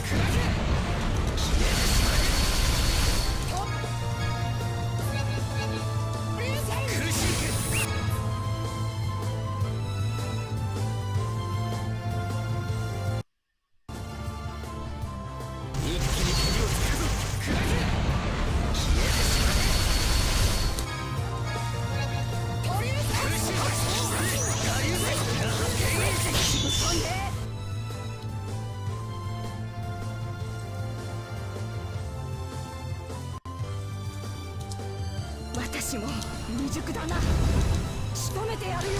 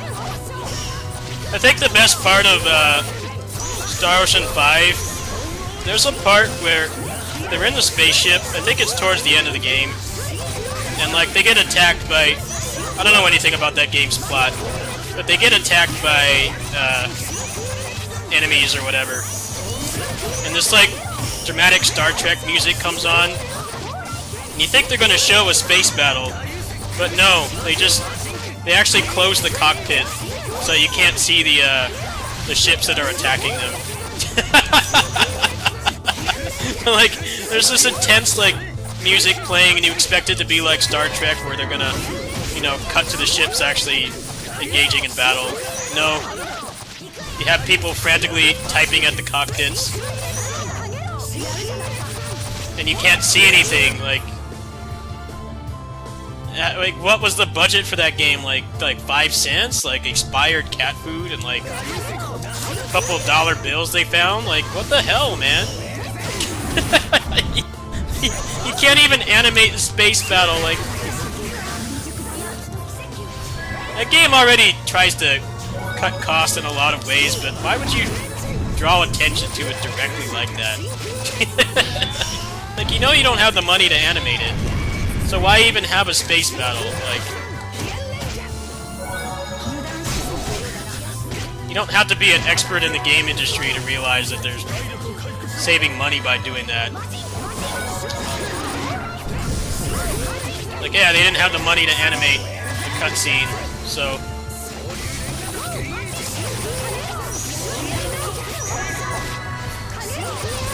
have people like typing at the computers for their dear lives, and then you can't see anything.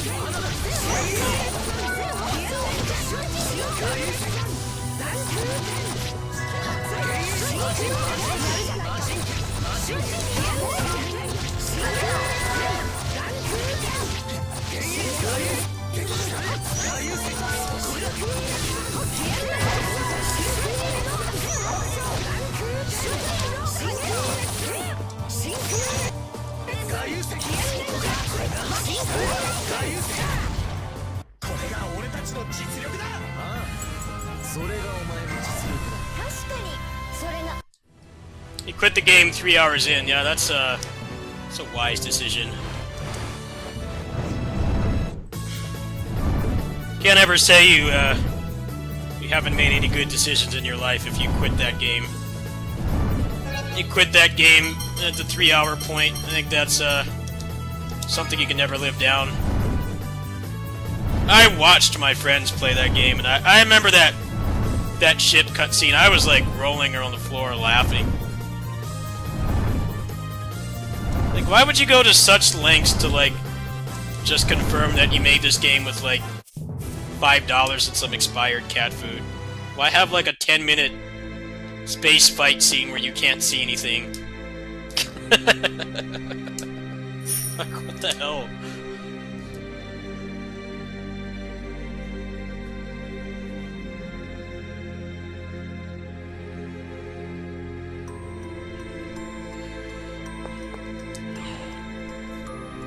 I need to go find that cutscene. Maybe I'll find it and play it on stream.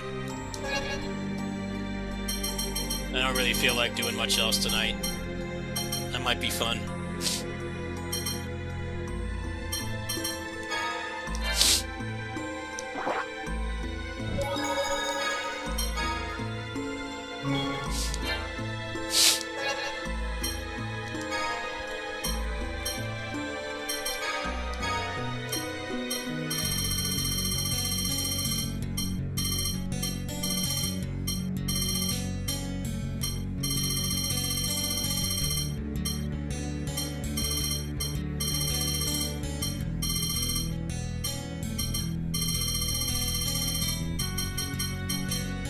Looks like I'm still missing a couple axes. I don't know where to find them.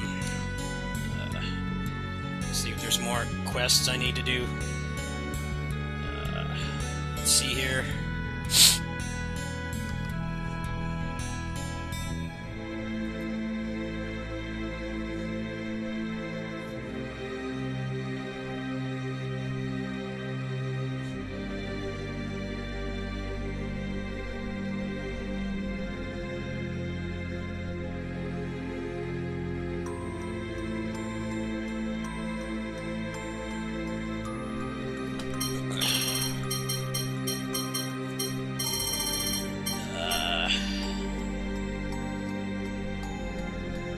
Tomahawk axe, I don't have that one. Looks like I missed a couple of hers. Great axe. I have that one.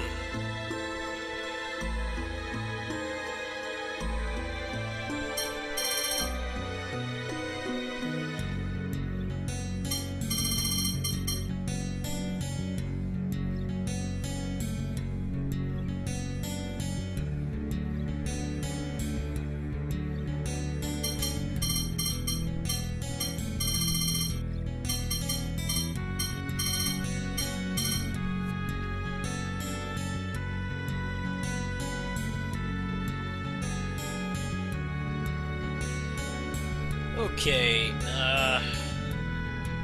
so I'm missing a few here. I should probably get these while I'm thinking of it. Tomahawk axe, Yano's Temple. Okay.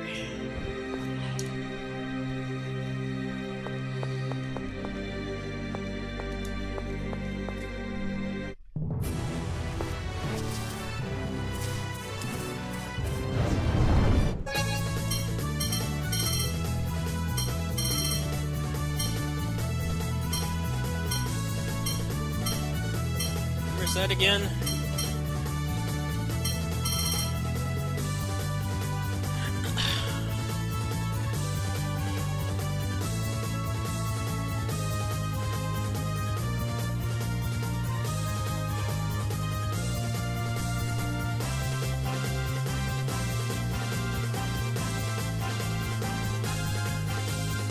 Steel axe, do I have that one?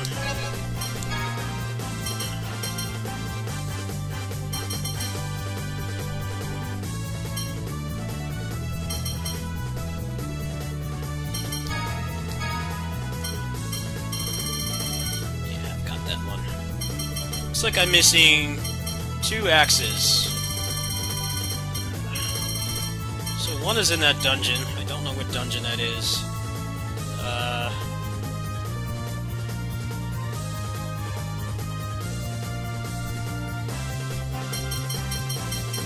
Should be the one after Rare Axe. Oh, Grim Axe. Okay. Fix that.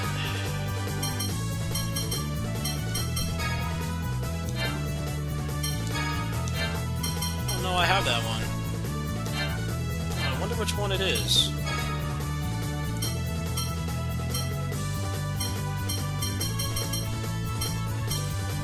I could make Johnny's now, though.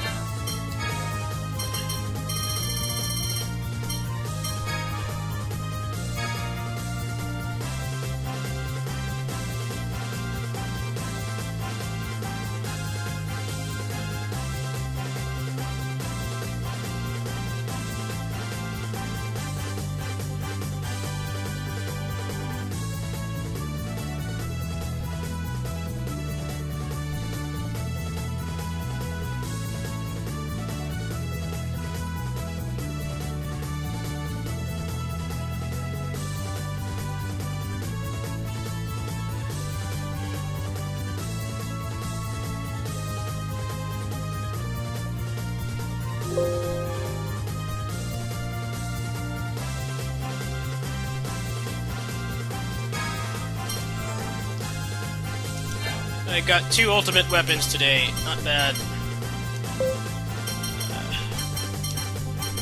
Hers, I just don't know where to find the,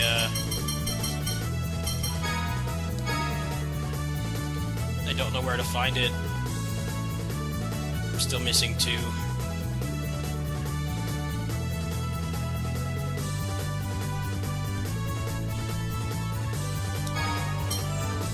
Alright, that's 3.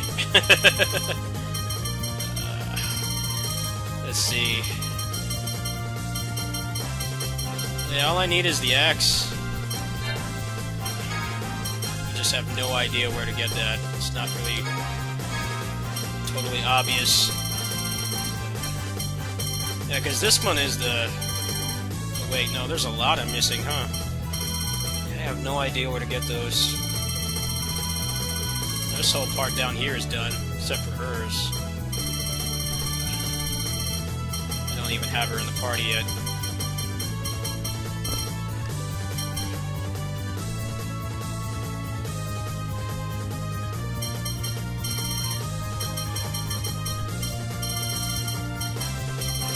There's a collector's book guide.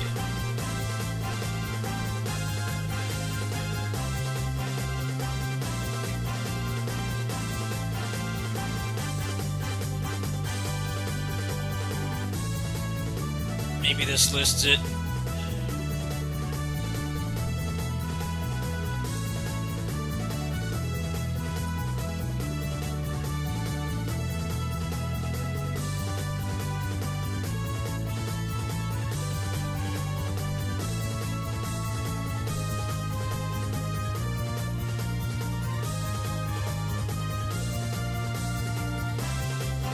Yeah, I'm not seeing where I go from here. I don't know where the axes are.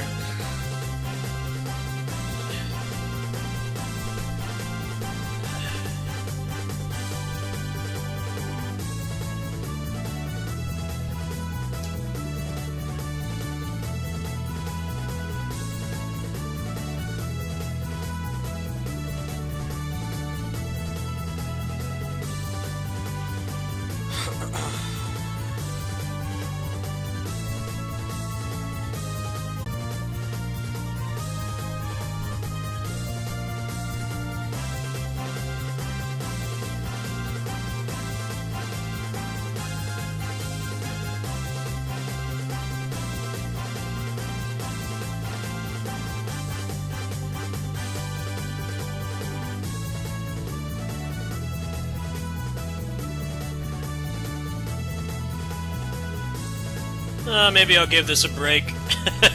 Well, that's not bad progress for today. I gotta do the armors after this, too. But probably just use Cheat Engine to get myself lens for those. I'm not even really at that point yet. I haven't gotten down far enough to get those. I'm kind of expediting the progress on this because I've done this before, so it's just it's in a language I'm more familiar with.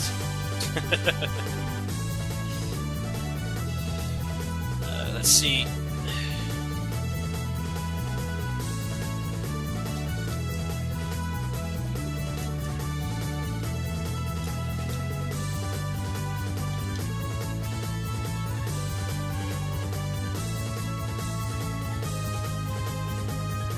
Trying to see if I can find where those axes are. I'm looking to see if Acelia has it. Items. Oh, no, they don't have it. Fuck. Probably just put them in the inventory. Yeah, the guide on here is not complete.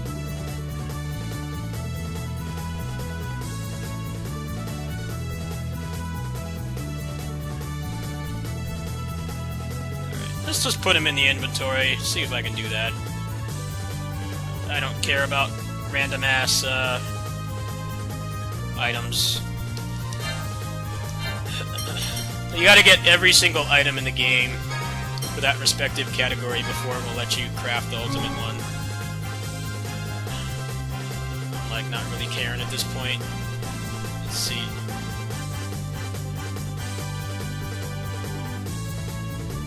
If you can give it to yourself, though. Kind of want to finish this before I play Bayo and Star Ocean. I got a kind of a strict time limit here.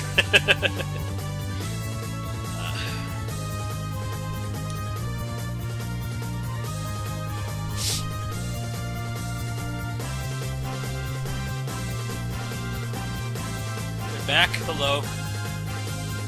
Trying to work with this here.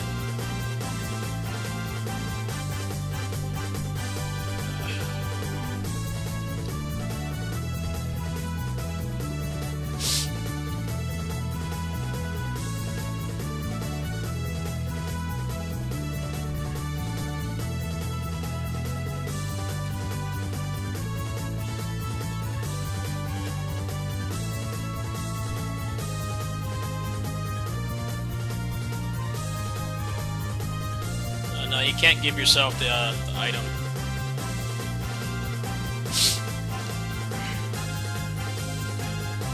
Celia has failed me. They don't have the axes on here. I already got the bow, the gauntlets, the guitar. I'm just missing the axes. They're like not here.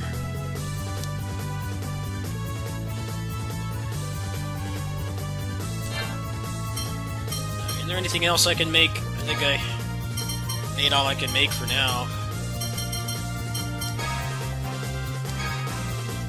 You have to have all of them in the collector's book.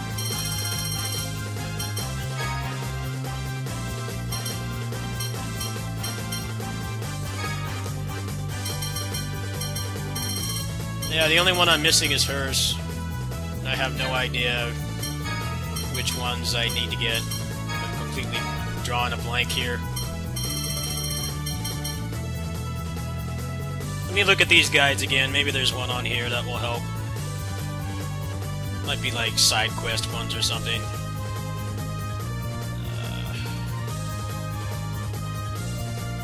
Don't like how they consolidated the what's it called?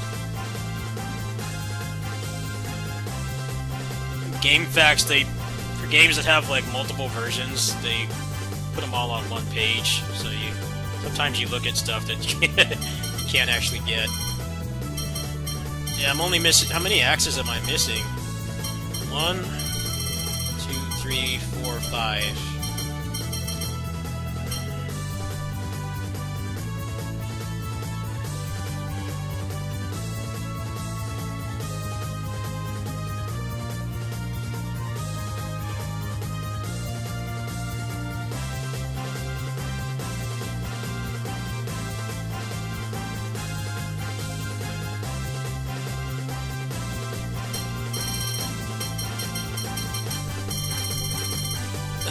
might have to ask around.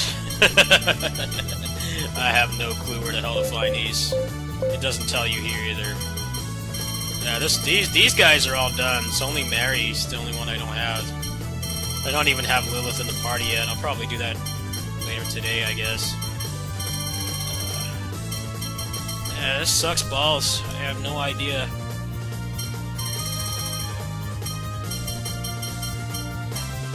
This is not in order of the collector's book either, so that's not helping.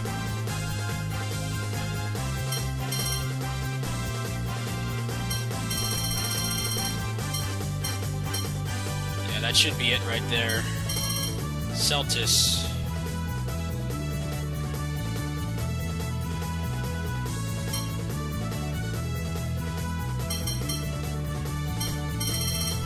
Maybe I need to maybe I need to go just find that one, and that will give me the other ones. I'm thinking that's what it is. So let's go back inside. Let's go back inside and see.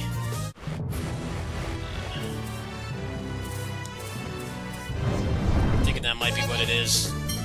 I don't see how I could be missing any other ones. I think I went through the whole tree already.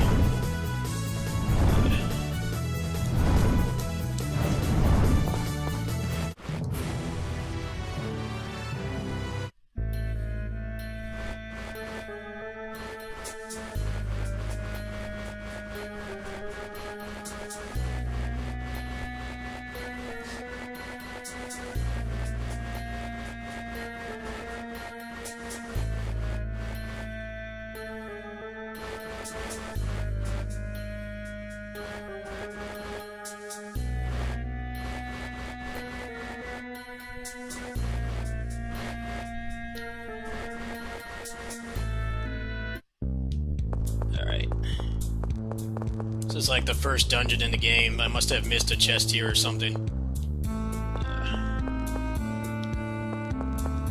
But I only have to do this once because it'll all be collected in the book after.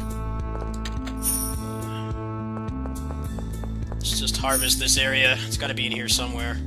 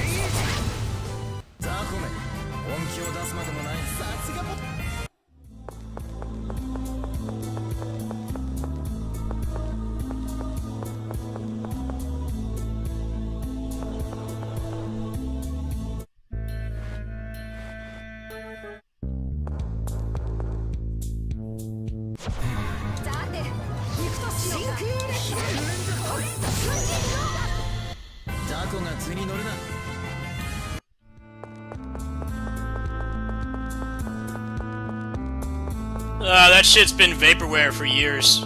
They keep pushing it back. That game is in development hell. I don't know what's going on in that game. They announced it way too soon, that's for sure. Supposedly Platinum did the combat, but they like haven't had anything to do with that game in years. It's been a long while.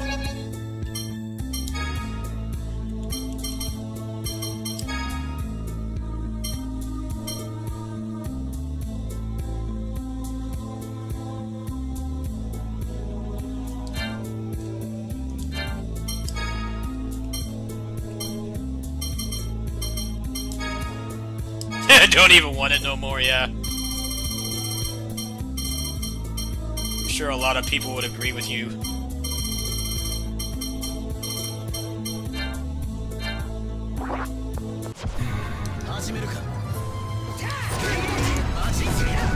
The game's a classic example of everything that's wrong with how they tell us about video games. They don't even wait until they're almost done. It's just like We're gonna tell you about this when we barely started working on it. And then something happens and everything gets all messed up. It's like, well, you shouldn't have told me.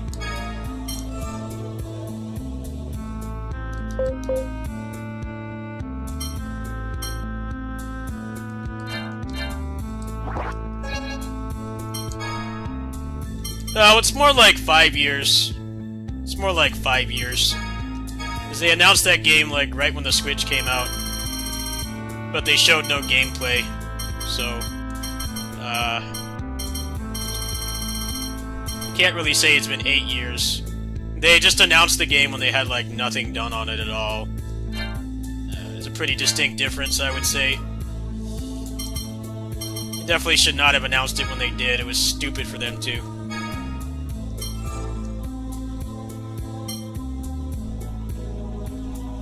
Yes, but I'm talking about when it was officially announced.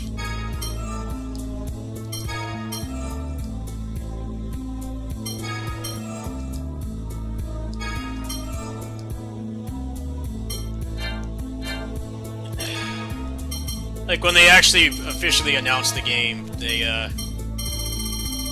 kind of blue-balled people. They showed that trailer with no gameplay. Yes, between games, I'm talking about when the game was, like, actually being made, when it was actually officially announced. That game was vaporware. They showed nothing. I wonder what the hell, what the reason was for them to announce it so early. It's more like the actual announcement was this year. But it actually was announced at the Game Awards years ago. They just decided to, announce it when they had, like, written, like, one line of code. Hadn't done anything on that game at all.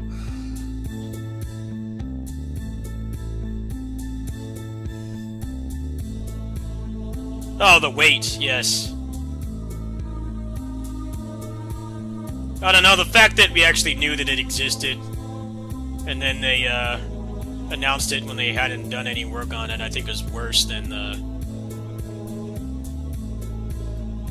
wait.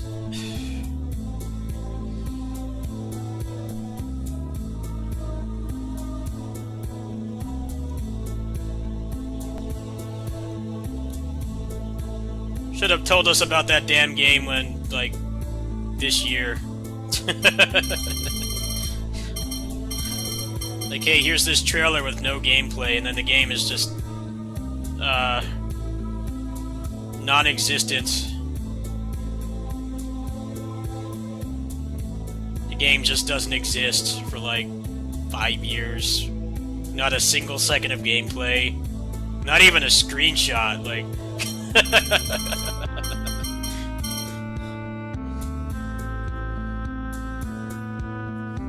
It's just stupid. I don't know why they did that.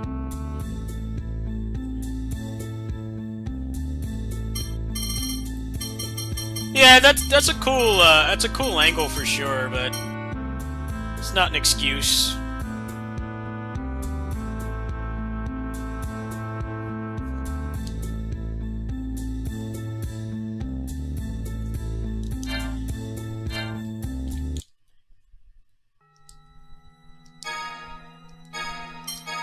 Yeah, I hate when they do that.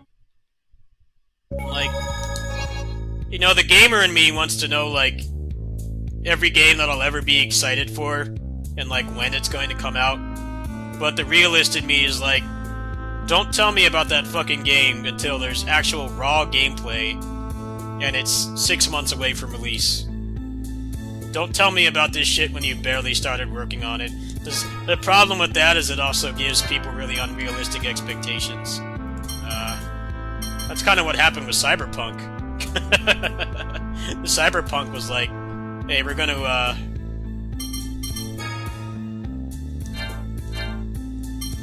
we're gonna tell you about this game and not even show you real footage of it.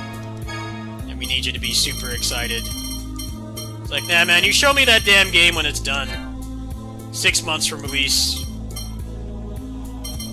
None of this telling me about it when you haven't even started.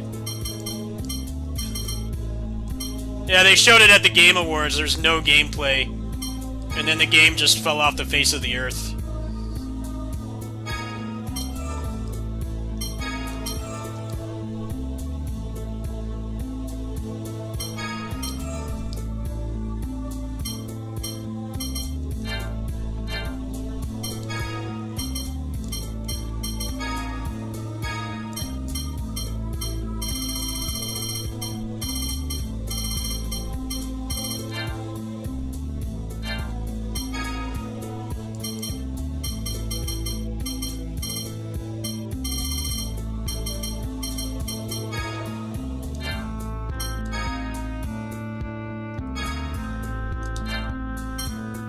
It's interesting that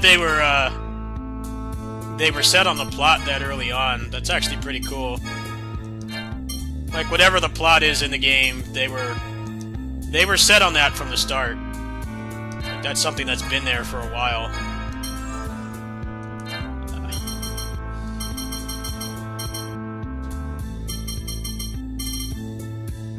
Sometimes that stuff changes.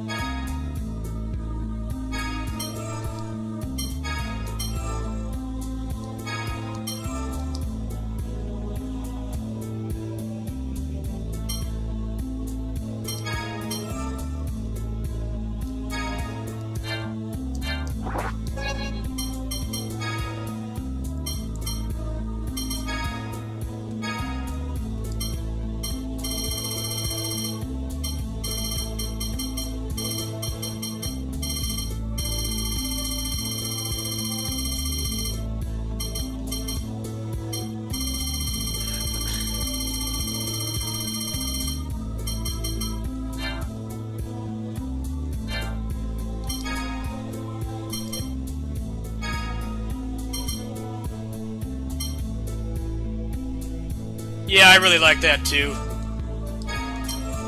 Don't waste my damn time. I ain't getting any younger. I'm not getting any younger. Just tell me. Tell me when it's actually done. Like, you've already made most of the game.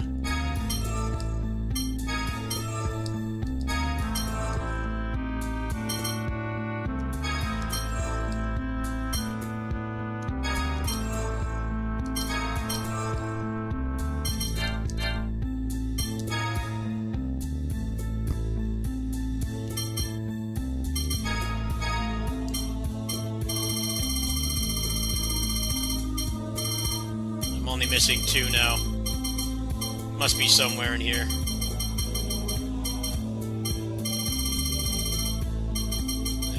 I don't think there's any others I'm missing. Belova. What's under that? Just gonna have to match this list. I'll just give myself more lens to get this done faster.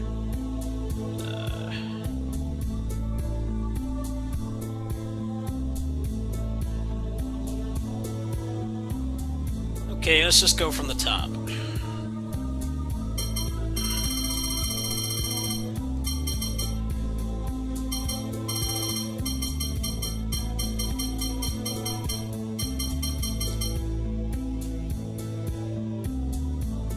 Oh, apparently I did miss one. Okay. Alright, that's easy to fix.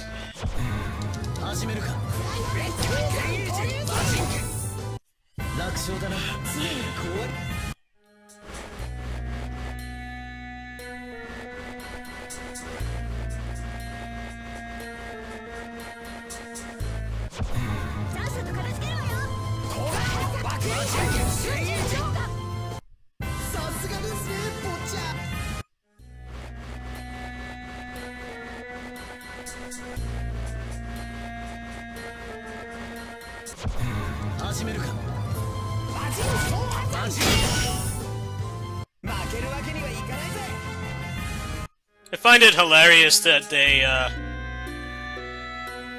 announced Bayo 3 at the Game Awards, and that was like, for that year, that was actually one of the biggest announcements, because it completely out of left field. Nobody was really realistically expecting there to be another Bayonetta game. But then the game gets announced for real at a fucking Nintendo Direct. And there's like, you know, like 4 of those a year. Like, you think the Game Awards would get like control over that, right? They're the ones that like directly announced it, but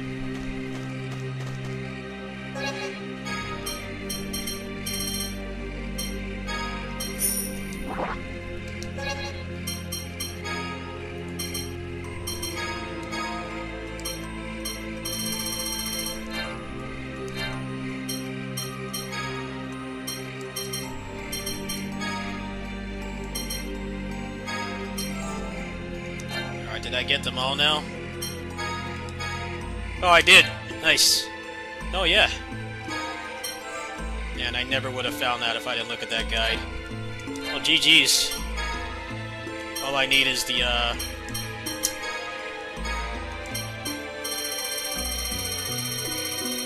all I need is the stuff for Lilith, and I don't even have her unlocked yet, so have to wait on that. Not bad. Oh, of course it will. Who cares who wins, though? Stuff. The only reason to watch that stuff is... The only reason to watch that stuff is the announcements.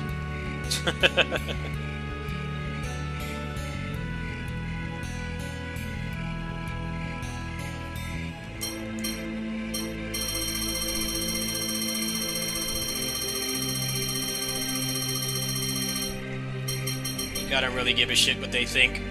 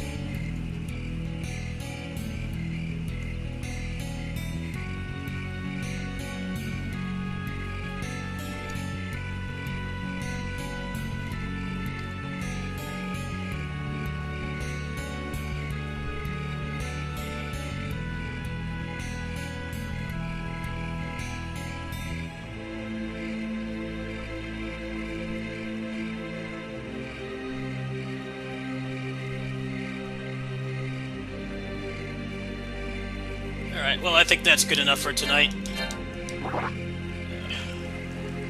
Very successful stream.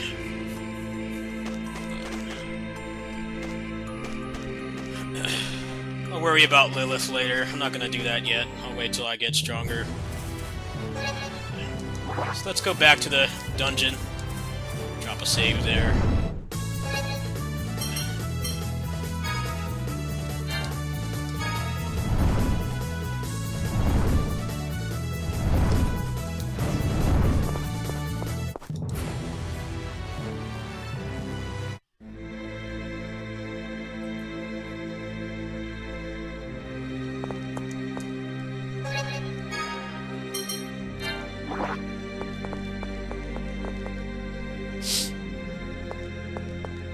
Yeah, I heard G4 is shutting down again.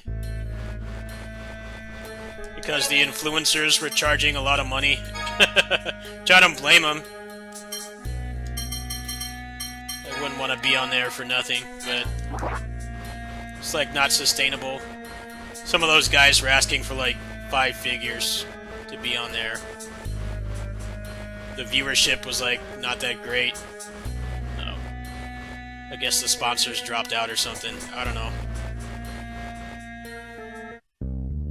It's a cool idea, but it's just like times have changed. There's too many places to get game news now, and people just have... It has specific people that they watch for whatever they're interested in. Just trying to get everybody interested at once is just not gonna work. That was the mistake they made. Because there's like a decent sized channel, at least of my size, for like pretty much any kind of gaming thing you can think of. People are just gonna watch them. They're not gonna care about the other people that are there, unless they have like really broad interests. And they were paying the creators that were on there like 5 figures or some shit like that. I definitely would take that. I would take that that paycheck if I had that opportunity for sure. But I think as a business, that's not really sustainable. Keep doing that. But that's all they really had. It's a shame. And they used to be like the top place to get game news, but you know, that was before YouTube. That was before people like me had the power to make stuff that they're passionate about and find their niche and stuff. And then everybody that's interested in that kind of thing, they're only going to go to those people. They're not really going to care about whoever else is there.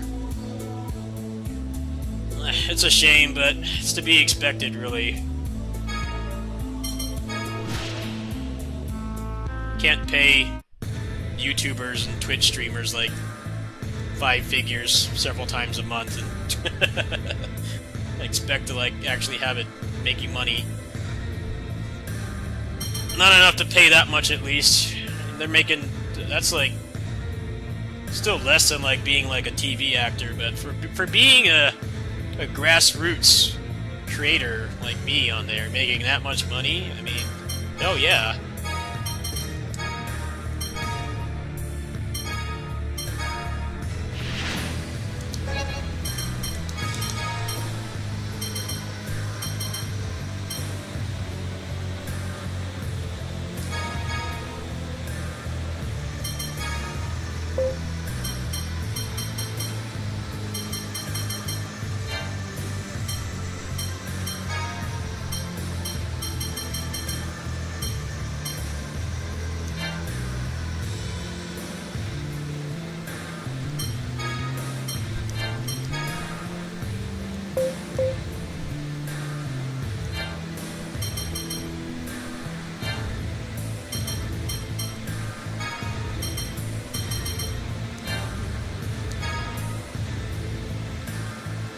Spike TV Game Awards I never watched. I watched a lot of G4.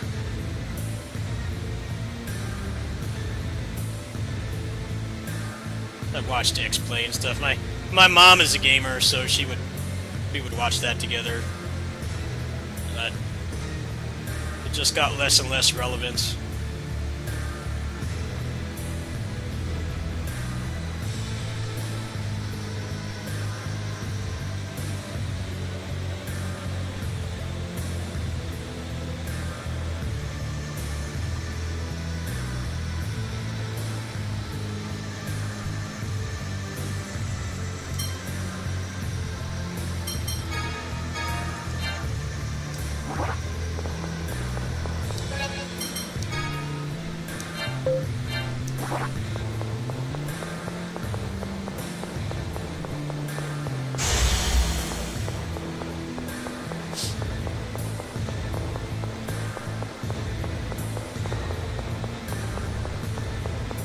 Shit, I wish I could have been on G4. I even live in California.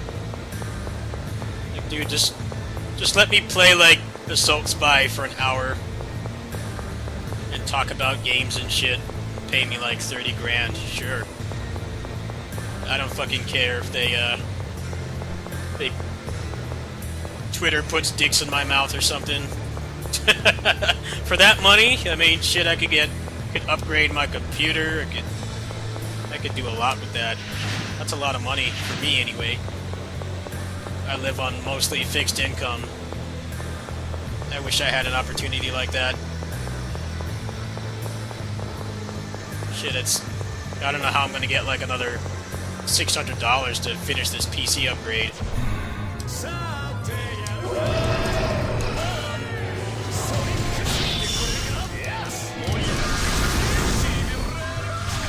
ソニックソニックソニックソニックソニック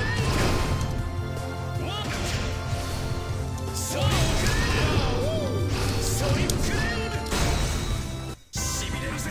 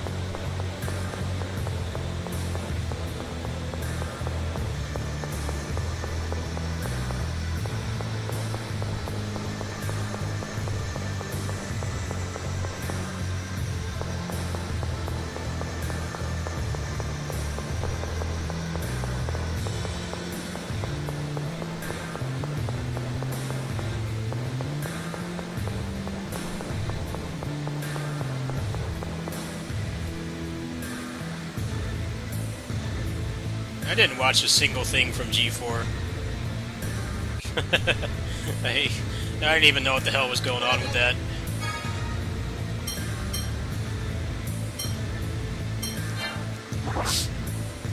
Just heard about it shutting down. That's what I heard about that. Barely even knew it was a thing.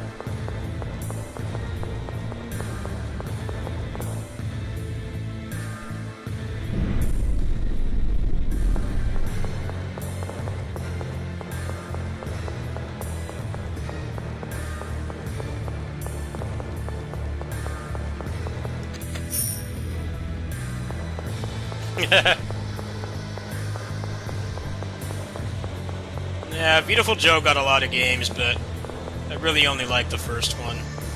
Other ones are way too gimmicky. Second game introduces Sylvia, but she's completely useless outside of solving puzzles. The DS one was gimmicky and no one played it, and then they tried to make a Smash clone. The first one is a masterpiece. That's like one of the best tokusatsu games to this day, but I felt like the other ones were not great. But Beautiful Joe 2 is still playable. It's just they give you another character, but she does shit damage, so she's basically just a puzzle solver, which is disappointing because you could add you could have added a lot more depth to it, like giving you another character to play, but she does no damage compared to Joe, so she's basically just relegated to solving puzzles, which isn't completely bad. It's not like it's unforgivable to do that. It's just you're gonna make a big deal out of having a second playable character. I expect them to do more than just be a glorified puzzle solver. But yeah, it's just worse than the first game. It's not bad. It's not like the worst sequel ever or anything, but I felt like they had some good ideas, but they didn't really do much with them.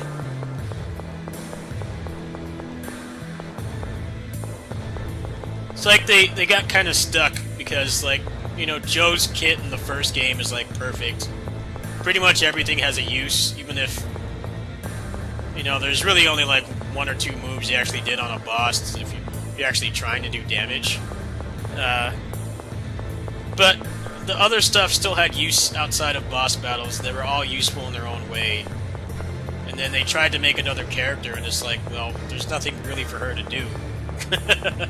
There's nothing for her to do because Joe's kit is really well designed. He has a really well designed moveset that kind of covers all the bases. And then you try to add another character onto that, and it's just like, what point does she have? She has no purpose. They tried to make the replay thing, but the balancing on that was ass. It did no damage compared to Joe, so it was stupid to try to use her. You're just handicapping yourself. It's a shame that they never really got it right. It was a cool idea. Portrait of Ruin had that same problem too. That game is very similar to Beautiful Joe 2. We're going to add a sidekick / girlfriend character, but she serves no purpose outside of just very strict support roles. Like in Portrait of Ruin, she could cast spells and help you solve puzzles. That was it. She sucked at fighting. You're just making the game not fun if you tried to actually fight things with her. The only good thing about her was her attack had a nice hitbox. It hit things above you, but Jonathan could do that, and he had actual moves and stuff, and he did way more damage. So why would you ever use Charlotte? There's no reason. If the game had, two-player co-op back then, that probably would have been really cool. But it was strictly a single-player game, so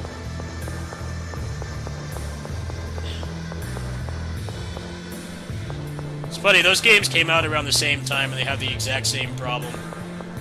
Trying to, add another playable character, but you already have the main character already does all of those things and better, so why would you want to use the other one? Just makes things take longer. The fighting game, yeah, I never really played it. Honestly, I kind of fell out of love with Beautiful Joe after the first one. The first one's the only good game. We'll play more of this later. I'm getting tired. That's enough progress for today.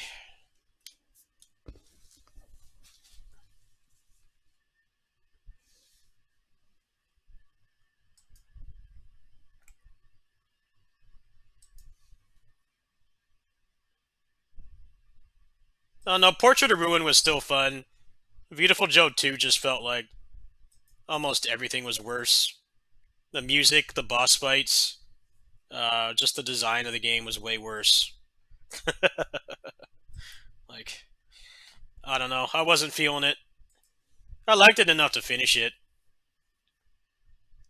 Didn't help that that game had a fucking massive cliffhanger that never got resolved because they never made the third game. That just makes the game even more pointless. It's like, okay, the game is not as good as the second one, but then you have the audacity to do a sequel hook for a game he never made. Like, that just makes it worse. The first game felt like it was complete. They didn't really need to make another one. Like, there didn't need to be another Beautiful Joe. It was nice that there was one, but it felt it felt good enough the way it was. But then in the fucking second one, they give you this massive cliffhanger about Joe's father and whatever the I don't remember exactly what the sequel hook was, but it never happened. It's still not here. It's been like fucking 15 years. That game still doesn't exist. You should have just stopped at the first one, made it like Okami. Okami did get a sequel as well, but it was like a DS one or something like that. Like just one and done. Don't sequel hook me in a worse game and then not actually fucking make the game. Like, that's just cream of the crap right there. At least make the damn thing. You didn't even finish the story. Like, I actually really like the story in Beautiful Joe because I'm a tokusatsu fan, so it's like great fan service for me. They didn't fucking finish it. It's like, here's this big cliffhanger, and then the game sold like dirt, and they started making those weird spin-offs, and that just killed the franchise before it even started. Good job, guys. Anyway, I'm gonna go ahead and go to bed. We'll continue.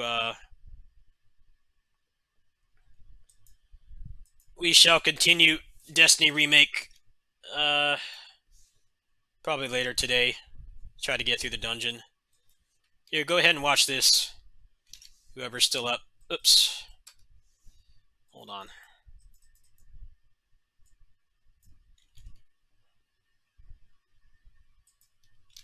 Go ahead and watch this. Good night.